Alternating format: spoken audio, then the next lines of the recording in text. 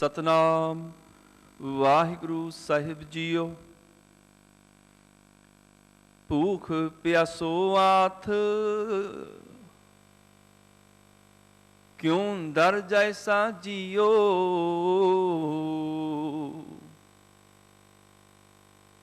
सतगुर पूछूं जाए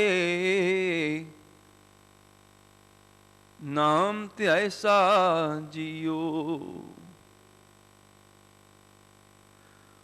भूख प्यासो आप मुआ मन मारी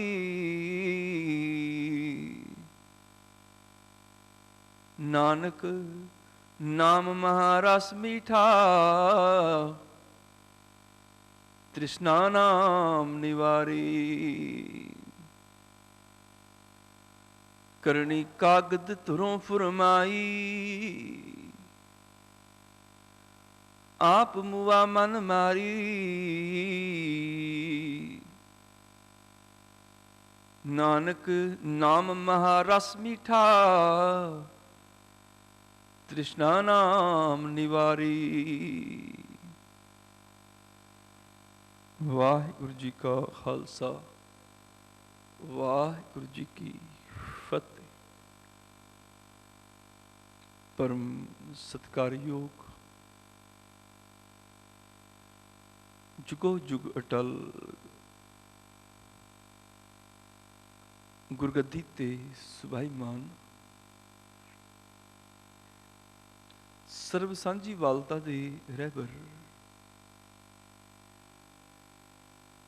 नाम के जहाज हलत पलत दे रखिक लोक परलोक दे सहायक हाजिर नाजिर धन धन धन धन साहिब श्री गुरु ग्रंथ साहिब जी महाराज पातशाह जी दे पावन चरना अंदर सुशोभित होई बैठे गुरु सवारे सतसंगी जनों आप वड़ पागे हो। अमृतमयी बाणी दा रस पिना कीर्तन गुरमुख प्यारे भाई साहब भाई सतिंदरपाल सिंह जी होरां दे जथे पासों आप जी बड़े ही प्यार अदब सहित सरवण कर रही सी। उपरंत रोजाना की तरह चल रही लड़ीवार साहिब श्री गुरु ग्रंथ साहिब जी की बाणी की विचार नाल सांझ पाइए। आप सब माई भाई मना नूं गुरचरणों दे विच एकाग्रत करो। सुरतियां नूं गुरु शब्द नाल जोड़ो। कबीर एक घड़ी आदि करी आदि हूं ते आद भगतन सेती गोष्टे जो कीने सुलाभ दी महवाक अनुसार।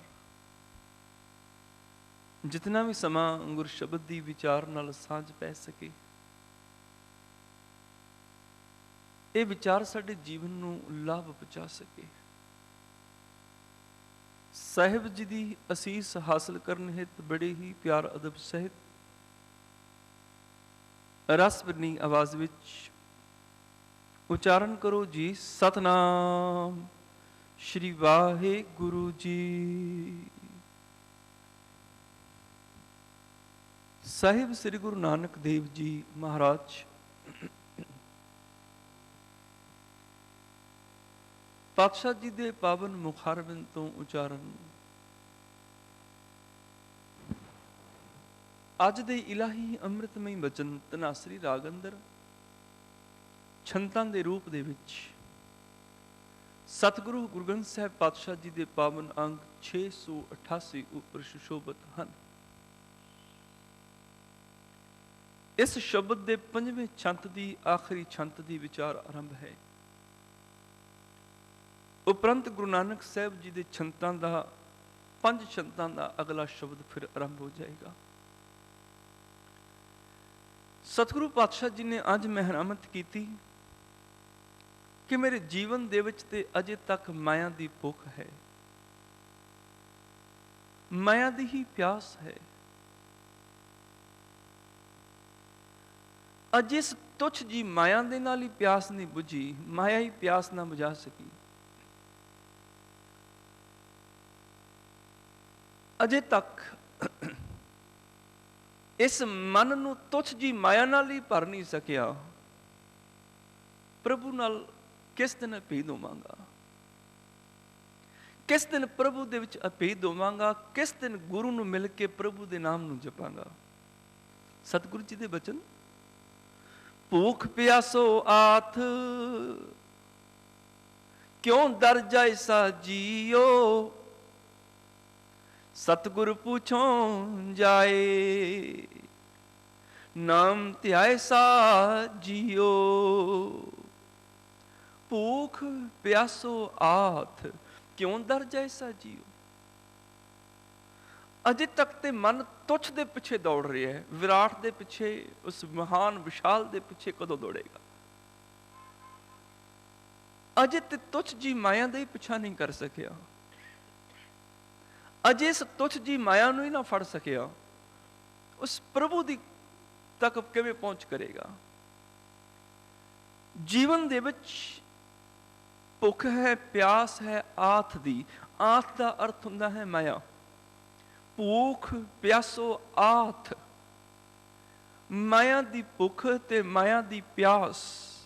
ਕਿਉਂ ਦਰ ਜੈਸਾ ਜੀਓ, ਕਿਵੇਂ ਮਾਲਕ ਦੇ ਦਰ ਤੇ ਜਾਵਾਂ। ਅਜੇ ਤੇ ਮੇਰੇ ਜੀਵਨ ਦੇ ਵਿੱਚ ਪਦਾਰਥਾਂ ਦੀ ਪਿਆਸ ਹੈ, ਮਾਇਆ ਦੀ ਭੁੱਖ ਹੈ। ਇਸ ਤੁੱਛ ਜੀ ਮਾਇਆ ਨੂੰ ਅਜੇ ਤੱਕ ਮੈਂ ਕਾਬੂ ਨਾ ਕਰ ਸਕਿਆ। ਉਸ ਬੇਅੰਤ ਪ੍ਰਭੂ ਤੱਕ ਕਿਵੇਂ ਪਹੁੰਚ ਕਰਾਂਗਾ। ਮਾਇਆ ਤੇ ਇਸ ਜਗਤ ਤੇ ਹੀ ਹੈ ਤੇ ਪ੍ਰਭੂ ਦਾ ਮੈਨੂੰ ਪਤਾ ਹੀ ਨਹੀਂ ਕਿੱਥੇ ਹੈ। ਮਾਇਆ ਨਜ਼ਰ ਆਉਂਦੀ ਹੈ, ਪ੍ਰਭੂ ਤੇ ਮੈਨੂੰ ਨਜ਼ਰ ਵੀ ਨਹੀਂ ਆਇਆ। ਜਿਹੜੀ ਚੀਜ਼ ਮੇਰੇ ਸਾਹਮਣੇ ਹੈ, ਮੈਨੂੰ ਨਜ਼ਰ ਆ ਰਹੀ ਹੈ, ਮੈਂ ਉਹਨੂੰ ਨਾ ਫੜ ਸਕਿਆ। ਮੈਂ ਉਸ ਬੇਅੰਤ ਪ੍ਰਭੂ ਨੂੰ ਕਿਵੇਂ ਮਾਣਾਂਗਾ। ਅਜੇ ਤੱਕ ਨਾ ਇਸ ਮਨ ਦੀ ਭੁੱਖ ਮਿਟੀ, ਨਾ ਪਿਆਸ ਮਿਟੀ। ਭੂਖ ਪਿਆਸੋ ਆਥ ਕਿਉਂ ਦਰ ਜੈਸਾ ਜੀਓ। ਮਾਇਆ ਦੀ ਭੁੱਖ, ਮਾਇਆ ਦੀ ਪਿਆਸ ਹੈ। ਮੈਂ ਮਾਲਕ ਦੇ ਦਰ ਤੇ ਕਿਵੇਂ ਜਾਵਾਂ, ਕਿਵੇਂ ਪ੍ਰਵਾਨ ਚੜਾਂ। ਸਤਿਗੁਰੂ ਪਾਤਸ਼ਾਹ ਜੀ ਨੇ ਬਾਣੀ 'ਚ ਬਚਨ ਕੀਤਾ ਕਿ ਜਿੰਨਾ ਚਿਰ ਤੱਕ ਇਸ ਮਨੁੱਖ ਦੇ ਅੰਦਰ ਮਾਇਕ ਪਦਾਰਥਾਂ ਦੀ ਦੌੜ ਹੈ, ਉਹਨਾਂ ਚਿਰ ਇਹਦੇ ਜੀਵਨ ਵਿੱਚ ਸ਼ਾਂਤੀ ਨਹੀਂ। ਸੁਭਾਵਕ ਜਦੋਂ ਮਨੁੱਖ ਦੌੜਦਾ ਹੈ, ਉਦੋਂ ਤਣਾਅ ਵੱਧ ਜਾਂਦਾ ਹੈ, ਸਾਹ ਤੇਜ਼ ਹੋ ਜਾਂਦੇ ਨੇ, ਧੜਕਣ ਤੇਜ਼ ਹੋ ਜਾਂਦੀ ਹੈ, ਉਵੇਂ ਥੱਕਣਾ ਸ਼ੁਰੂ ਹੋ ਜਾਂਦਾ ਹੈ, ਪਸੀਨੋ ਪਸੀਨ ਹੋ ਜਾਂਦਾ ਹੈ। ਜਿਵੇਂ ਜਿਵੇਂ ਦੌੜਦਾ ਹੈ, ਉਵੇਂ ਉਵੇਂ ਥਕਾਵਟ ਵੱਧਦੀ ਹੈ, ਤਣਾਅ ਵੱਧਦਾ ਹੈ, ਖਿਚਾਓ ਵੱਧਦਾ ਹੈ। ਤੇ ਜਿੰਨੇ ਕਿਸੇ ਨੇ ਸ਼ਾਂਤ ਹੋਣਾ ਹੈ, ਸਹਿਜ ਹੋਣਾ ਹੈ, ਸੁਭਾਵਕ ਉਹਨੂੰ ਦੌੜ ਛੱਡ ਕੇ ਬੈਠਣਾ ਪਏਗਾ। ਜਦੋਂ ਦੌੜ ਛੱਡ ਕੇ ਬਹਿ ਜਾਏਗਾ, ਉੱਥੇ ਸ਼ਾਂਤ, ਉੱਥੇ ਸਹਿਜ ਹੋ ਜਾਏਗਾ। ਮਨੁੱਖ ਦੀ ਦੌੜ ਐਸੀ ਹੈ ਕਿ ਮਨੁੱਖ ਦੀ ਦੌੜ ਵਿੱਚ ਦੌੜਦਿਆਂ ਦੌੜਦਿਆਂ ਇਹ ਵੀ ਨਹੀਂ ਪਤਾ ਲੱਗਦਾ ਕਿ ਮੰਜ਼ਿਲ ਆ ਵੀ ਗਈ। ਜਦੋਂ ਮੰਜ਼ਿਲ ਆ ਜਾਂਦੀ ਹੈ, ਉਦੋਂ ਆਖਦਾ ਜਿੱਥੇ ਪਹੁੰਚਣਾ ਸੀ ਉੱਥੇ ਪਹੁੰਚਿਆ ਨਹੀਂ, ਜਿੱਥੇ ਨਹੀਂ ਪਹੁੰਚਣਾ ਸੀ ਉੱਥੇ ਪਹੁੰਚ ਗਿਆ। ਕਿਉਂਕਿ ਮੰਜ਼ਿਲ ਮੌਤ ਦੀ ਆ ਜਾਂਦੀ ਹੈ। ਦੌੜਦਿਆਂ ਦੌੜਦਿਆਂ ਸਮਾਂ ਗੁਜ਼ਰ ਜਾਂਦਾ ਹੈ, ਪਰ ਉਹ ਮੰਜ਼ਿਲ ਹੱਥ ਨਹੀਂ ਆਉਂਦੀ ਜਿਸ ਪਿੱਛੇ ਦੌੜਿਆ ਜਾਂਦਾ ਹੈ। ਮੈਂ ਵੀ ਸਫਰ में हूं, मेरी मंजिल भी सफर में है। मैं ਤੇ ਸਫਰ ਕਰ ਹੀ ਰਿਹਾ ਸੀ ਤੇ ਜਿਸ ਮੰਜ਼ਿਲ ਤੇ ਪਹੁੰਚਣਾ ਸੀ, ਉਹ ਮੰਜ਼ਿਲ ਵੀ ਸਫਰ ਕਰ ਰਹੀ ਸੀ। ਮੈਂ ਜਿੰਨਾ ਅੱਗੇ ਵਧ ਰਿਹਾ ਸਾਂ, ਮੰਜ਼ਿਲ ਹੋਰ ਅੱਗੇ ਚਲੀ ਜਾ ਰਹੀ ਸੀ। ਜਿਸ ਚੀਜ਼ ਨੂੰ ਮੈਂ ਹੱਥ ਲਗਾਉਣਾ ਸੀ, ਉਹ ਚੀਜ਼ ਹੋਰ ਅੱਗੇ ਚਲੀ ਗਈ। ਮ੍ਰਿਗ ਤ੍ਰਿਸ਼ਨਾ ਦੀ ਤਰ੍ਹਾਂ, जैसे मृग तृष्णा लो तावे मृग त्रिखावंत, आवत न शांत भ्रम भ्रमत हीरानू है। जिवें तपदे रेगिस्तान दे विच प्यास विच तड़पदा होया हिरन, दूर चमकदी रेत ਉਹਨੂੰ लगदा जिवें पानी दा सरोवर चमकदा होवे, कि सरोवर च पानी सूरज दी तपश दे नाल चमक रिहा है। ते जिवें जिवें हिरन उस चमकदी रेत दे ਭੁਲੇਖੇ ਦੇ ਬਣੇ ਹੋਏ ਸਰੋਵਰ ਦੇ ਨੇੜੇ ਪਹੁੰਚਦਾ ਹੈ, ਰੇਤ ਦੀ ਚਮਕ ਹੋਰ ਅੱਗੇ ਹੋਈ ਜਾਂਦੀ ਹੈ। ਜਿਵੇਂ ਜਿਵੇਂ ਹਿਰਨ ਦੌੜਦਾ ਹੈ, ਉਹ ਸਰੋਵਰ ਵੀ ਅੱਗੇ ਅੱਗੇ ਚਲਾ ਜਾਂਦਾ ਹੈ। ਸਾਰਾ ਦਿਨ ਉਸ ਤਪਦੀ ਰੇਤ ਦੇ ਉੱਪਰ ਦੌੜਦਿਆਂ ਭਟਕਦਿਆਂ ਹਿਰਨ ਪਿਆਸ ਵਿੱਚ ਤੜਪ ਕੇ ਦਮ ਤੋੜ ਜਾਂਦਾ ਹੈ। ਨਾ ਉਹਦੀ ਪਿਆਸ ਬੁਝਦੀ ਹੈ, ਨਾ ਹੀ ਉਹਨੂੰ ਕਦੀ ਸਰੋਵਰ ਮਿਲਦਾ ਹੈ। ਮਨੁੱਖ ਦੀ ਦੌੜ ਕਰੀਬ ਕਰੀਬ ਇਸੇ ਤਰ੍ਹਾਂ ਹੀ ਹੈ। ਔਰ ਦੌੜਦਿਆਂ ਇਹਨੂੰ ਨਜ਼ਰ ਵੀ ਆ ਰਿਹਾ ਹੈ ਕਿ ਕਈ ਲੋਕ ਮਰ ਰਹੇ ਨੇ ਇਸ ਦੌੜ ਦੇ ਵਿੱਚ, ਮੰਜ਼ਿਲ ਤੱਕ ਨਹੀਂ ਪਹੁੰਚ ਸਕੇ, ਫਿਰ ਪਹੁੰਚਣਾ ਚਾਹੁੰਦਾ ਹੈ, ਫਿਰ ਉਸ ਮੰਜ਼ਿਲ ਤੱਕ ਜਾਣਾ ਚਾਹੁੰਦਾ ਹੈ। ਮਹਾਂਭਾਰਤ ਦੇ ਵਿੱਚ ਇੱਕ ਘਟਨਾ ਦਾ ਜ਼ਿਕਰ ਹੈ ਤੇ ਗੁਰੂ ਤੇਗ ਬਹਾਦਰ ਸਾਹਿਬ ਜੀ ਨੇ ਟੂਕ ਦੇ ਦਿੱਤੀ ਉਹਦੀ ਆਪਣੀ ਬਾਣੀ ਦੇ ਵਿੱਚ। ਜਦੋਂ ਦ੍ਰੋਪਦੀ ਨੂੰ ਪਿਆਸ ਲੱਗੀ ਜੰਗਲ ਦੇ ਵਿੱਚ, ਬਨਵਾਸ ਦਾ ਸਮਾਂ ਸੀ ਪਾਂਡਵਾਂ ਦਾ, ਦ੍ਰੋਪਦੀ ਨੇ ਪਾਣੀ ਦੀ ਮੰਗ ਕੀਤੀ। ਨੇੜਿਓਂ ਕਿਤੇ ਨਦੀ ਦੇ ਪਾਣੀ ਦੀ ਆਵਾਜ਼ ਆ ਰਹੀ ਸੀ ਕਿ ਨੇੜੇ ਹੀ ਕੋਈ ਨਦੀ ਵਗ ਰਹੀ ਹੈ। ਯੁਧਿਸ਼ਟਰ ਨੇ ਭੇਜਿਆ ਸਹਿਦੇਵ ਨੂੰ ਜਾ ਕੇ ਪਾਣੀ ਲੈ ਆ। ਸਹਿਦੇਵ ਗਿਆ ਪਾਣੀ ਲੈਣ, ਵਾਪਸ ਨਾ ਮੁੜਿਆ। ਨਕੁਲ ਨੂੰ ਭੇਜਿਆ ਵੀ ਸਹਿਦੇਵ ਨਹੀਂ ਵਾਪਸ ਮੁੜਿਆ, ਤੂੰ ਜਾ ਕੇ ਦੇਖ। ਸਹਿਦੇਵ ਗਿਆ, ਉਹ ਵਾਪਸ ਨਾ ਆਇਆ। ਨਕੁਲ ਨੂੰ ਭੇਜਿਆ, ਨਕੁਲ ਵਾਪਸ ਨਾ ਆਇਆ। ਭੀਮ ਨੂੰ ਕਿਹਾ ਤੂੰ ਜਾ ਕੇ ਪਤਾ ਕਰ। 2 ਜਣੇ ਗਏ ਨੇ, ਦੋਨੋਂ ਭਰਾ ਵਾਪਸ ਨਹੀਂ ਮੁੜੇ। ਪਾਣੀ ਲੈਣ ਗਏ ਨੇ, ਨਾਲ ਹੀ ਨਦੀ ਦੀ ਆਵਾਜ਼ ਆ ਰਹੀ ਪਾਣੀ ਦੀ, ਦੂਰ ਵੀ ਨਹੀਂ ਹੈ। ਭੀਮ ਗਿਆ, ਉਹ ਵਾਪਸ ਨਾ ਮੁੜਿਆ। ਅਰਜੁਨ ਗਿਆ, ਉਹ ਵਾਪਸ ਨਾ ਮੁੜਿਆ। ਆਖਿਰ ਯੁਧਿਸ਼ਟਿਰ ਆਖਦੇ ਮੈਨੂੰ ਹੀ ਜਾਣਾ ਪੈਣਾ ਹੈ, ਪਤਾ ਨਹੀਂ ਕਿੱਥੇ ਚਲੇ ਗਏ ਨੇ। ਯੁਧਿਸ਼ਟਿਰ ਉਸ ਨਦੀ ਦੇ ਕੋਲ ਪਹੁੰਚਿਆ, ਪਾਣੀ ਭਰਨ ਲੱਗਿਆ। ਨਦੀ ਦਾ ਯਕਸ਼, ਨਦੀ ਦਾ ਮਾਲਿਕ ਪ੍ਰਗਟ ਹੋਇਆ। ਨਦੀ ਦਾ ਦੇਵਤਾ ਆਖਦਾ ਹੈ, ਯੁਧਿਸ਼ਟਿਰ ਇਸ ਪਾਣੀ ਤੇ ਮੇਰਾ ਅਧਿਕਾਰ ਹੈ, ਮੇਰੇ ਤੋਂ ਬਿਨਾਂ ਪੁੱਛੇ ਕੋਈ ਪਾਣੀ ਨਹੀਂ ਲੈ ਸਕਦਾ। ਯੁਧਿਸ਼ਟਿਰ ਆਖਦਾ ਪਾਣੀ ਮਨੁੱਖਤਾ ਦਾ ਸਾਂਝਾ ਹੈ, ਕੋਈ ਵੀ ਲੈ ਸਕਦਾ ਹੈ। ਕਹਿਣ ਲੱਗਾ ਨਹੀਂ, ਇਹ ਨਦੀ ਦੇ ਉੱਪਰ ਮੇਰਾ ਅਧਿਕਾਰ ਹੈ। ਜਿਵੇਂ ਲੋਕ ਕਬਜ਼ੇ ਕਰੀ ਬੈਠੇ ਨੇ, ਧਰਤੀ ਮਾਲਕ ਦੀ ਹੈ, ਲੋਕ ਲਕੀਰਾਂ ਵੰਡੀ ਬੈਠੇ ਨੇ, ਆਹ ਦੇਸ਼ ਸਾਡਾ ਹੈ, ਆਹ ਦੇਸ਼ ਤੁਹਾਡਾ ਹੈ, ਆਹ ਸ਼ਹਿਰ ਸਾਡਾ ਹੈ, ਉਹ ਸ਼ਹਿਰ ਤੁਹਾਡਾ ਹੈ, ਆਹ ਘਰ ਸਾਡਾ ਹੈ, ਉਹ ਘਰ ਤੁਹਾਡਾ ਹੈ, ਆਹ ਜ਼ਮੀਨ ਸਾਡੀ, ਉਹ ਜ਼ਮੀਨ ਤੁਹਾਡੀ। ਮਨੁੱਖ ਨਾਲ ਤੇ ਲੈ ਕੇ ਨਹੀਂ ਸੀ ਆਇਆ, ਸਿਰਫ ਹੱਕ ਜਮਾ ਲਈ। ਇਹ ਦਰਿਆ ਸਾਡੇ ਨੇ, ਉਹ ਦਰਿਆ ਤੁਹਾਡੇ ਨੇ, ਇਹ ਸਮੁੰਦਰ ਸਾਡੇ ਨੇ, ਉਹ ਸਮੁੰਦਰ ਤੁਹਾਡੇ ਨੇ। ਸਮੁੰਦਰ ਦੇ ਪਾਣੀ ਤੱਕ ਵੰਡੇ ਹੋਏ ਨੇ ਇਸ ਧਰਤੀ ਉੱਪਰ। ਜੰਗਲ ਵੰਡੇ ਨੇ, ਪੇੜ ਪੌਦੇ ਵੰਡੇ ਨੇ, ਪਸ਼ੂ ਵੰਡੇ ਨੇ। ਉਹ ਯਕਸ਼ ਆਖਦਾ ਵੀ ਇਹ ਜਿਹੜੀ ਨਦੀ ਹੈ ਨਾ, ਇਹ ਨਦੀ ਦਾ ਪਾਣੀ ਮੇਰਾ ਹੈ, ਮੇਰਾ ਅਧਿਕਾਰ ਹੈ। ਜੇ ਨਹੀਂ ਮੰਨਦਾ ਤੇ ਤੇਰੇ ਪਹਿਲੇ 4 ਭਰਾ ਆਏ ਸਨ ਪਾਣੀ ਲੈਣ, ਉਹਨਾਂ ਨੂੰ ਮੈਂ ਮੁਰਸ਼ਿਦ ਕਰ ਦਿੱਤਾ, ਤੈਨੂੰ ਵੀ ਕਰ ਦਿਆਂਗਾ। ਯੁਧਿਸ਼ਟਿਰ ਘਬਰਾ ਗਿਆ, ਡਰ ਗਿਆ। ਯਕਸ਼ ਆਖਦਾ ਕਿ ਮੇਰੇ ਜੇ ਸਵਾਲਾਂ ਦਾ ਜਵਾਬ ਦੇ ਦੇਂਗਾ ਨਾ, ਬੜੇ ਚਿਰਾਂ ਤੋਂ ਮਨ ਵਿੱਚ ਜਿਗਿਆਸਾ, ਕੋਈ ਸਵਾਲਾਂ ਦਾ ਜਵਾਬ ਦੇ ਨਹੀਂ ਪਾ ਰਿਹਾ, ਜੇ ਤੂੰ ਮੇਰੇ ਸਵਾਲਾਂ ਦਾ ਜਵਾਬ ਦੇ ਦੇਵੇਂ ਤੂੰ ਪਾਣੀ ਲਿਜਾ ਸਕਦਾ ਹੈ। ਯੁਧਿਸ਼ਟਿਰ ਆਖਦਾ ਠੀਕ ਹੈ, ਸਵਾਲਾਂ ਦਾ ਜਵਾਬ ਦੇ ਦਿਆਂਗਾ, ਪਾਣੀ ਲਿਜਾਵਾਂ ਨਾ ਲਿਜਾਵਾਂ, ਮੇਰੇ ਭਰਾ ਜਿੰਦੇ ਕਰਨੇ ਹੋਣਗੇ। ਕਹਿਣਗੇ ਸਤ ਬਚਨ। ਯੁਧਿਸ਼ਟਿਰ ਨੇ ਨੂੰ ਕੁਝ ਸਵਾਲ ਕੀਤੇ ਯਕਸ਼ ਨੇ, ਬੜੇ ਗਹਿਰੇ, ਜ਼ਿੰਦਗੀ ਨਾਲ ਸੰਬੰਧਿਤ, ਜੀਵਨ ਨਾਲ ਸੰਬੰਧਿਤ ਐਸੇ ਗਹਿਰੇ ਪ੍ਰਸ਼ਨ ਕੀਤੇ ਉਸ ਯਕਸ਼ ਨੇ। ਯੁਧਿਸ਼ਟਿਰ ਵਿਦਵਾਨ ਸੀ, ਸਿਆਣਾ ਸੀ, ਇੱਕ ਇੱਕ ਕਰਕੇ ਜਵਾਬ ਦਿੰਦਾ ਗਿਆ। ਔਰ ਸਾਰੇ ਉਹ ਸਵਾਲ ਜਵਾਬ ਪੜ੍ਹਨ ਵਾਲੇ ਨੇ, ਹਰ ਮਨੁੱਖ ਦੇ ਲਈ ਬੜੇ ਕੀਮਤੀ ਨੇ। ਕਦੀ ਸਮਾਂ ਮਿਲਿਆ ਉਹਨਾਂ ਸਾਰੇ ਸਵਾਲਾਂ ਜਵਾਬਾਂ ਨੂੰ ਦੁਹਰਾ ਦਿਆਂਗਾ, ਤੇ ਗੁਰਮਤ ਦੀ ਰੋਸ਼ਨੀ ਵਿੱਚ ਉਹ ਕਿੱਥੋਂ ਤੱਕ ਸਹੀ ਨੇ, ਕਿੱਥੋਂ ਤੱਕ ਗਲਤ ਨੇ, ਉਹ ਵੀ ਵਿਚਾਰ ਕਰ ਲਵਾਂਗੇ। ਪਰ ਬੜੇ ਕੀਮਤੀ ਨੇ ਸਵਾਲ ਉਹ। ਯਕਸ਼ ਨੇ ਉਹਨਾਂ ਸਵਾਲਾਂ ਵਿੱਚ ਇੱਕ ਸਵਾਲ ਕੀਤਾ ਸੀ, ਯੁਧਿਸ਼ਟਿਰ ਇਸ ਦੁਨੀਆ ਵਿੱਚ ਸਭ ਤੋਂ ਵੱਡਾ ਅਚਰਜ ਕੀ ਹੈ? ਸਭ ਤੋਂ ਵੱਧ ਹੈਰਾਨੀਜਨਕ ਗੱਲ ਕਿਹੜੀ ਇਸ ਦੁਨੀਆ ਵਿੱਚ?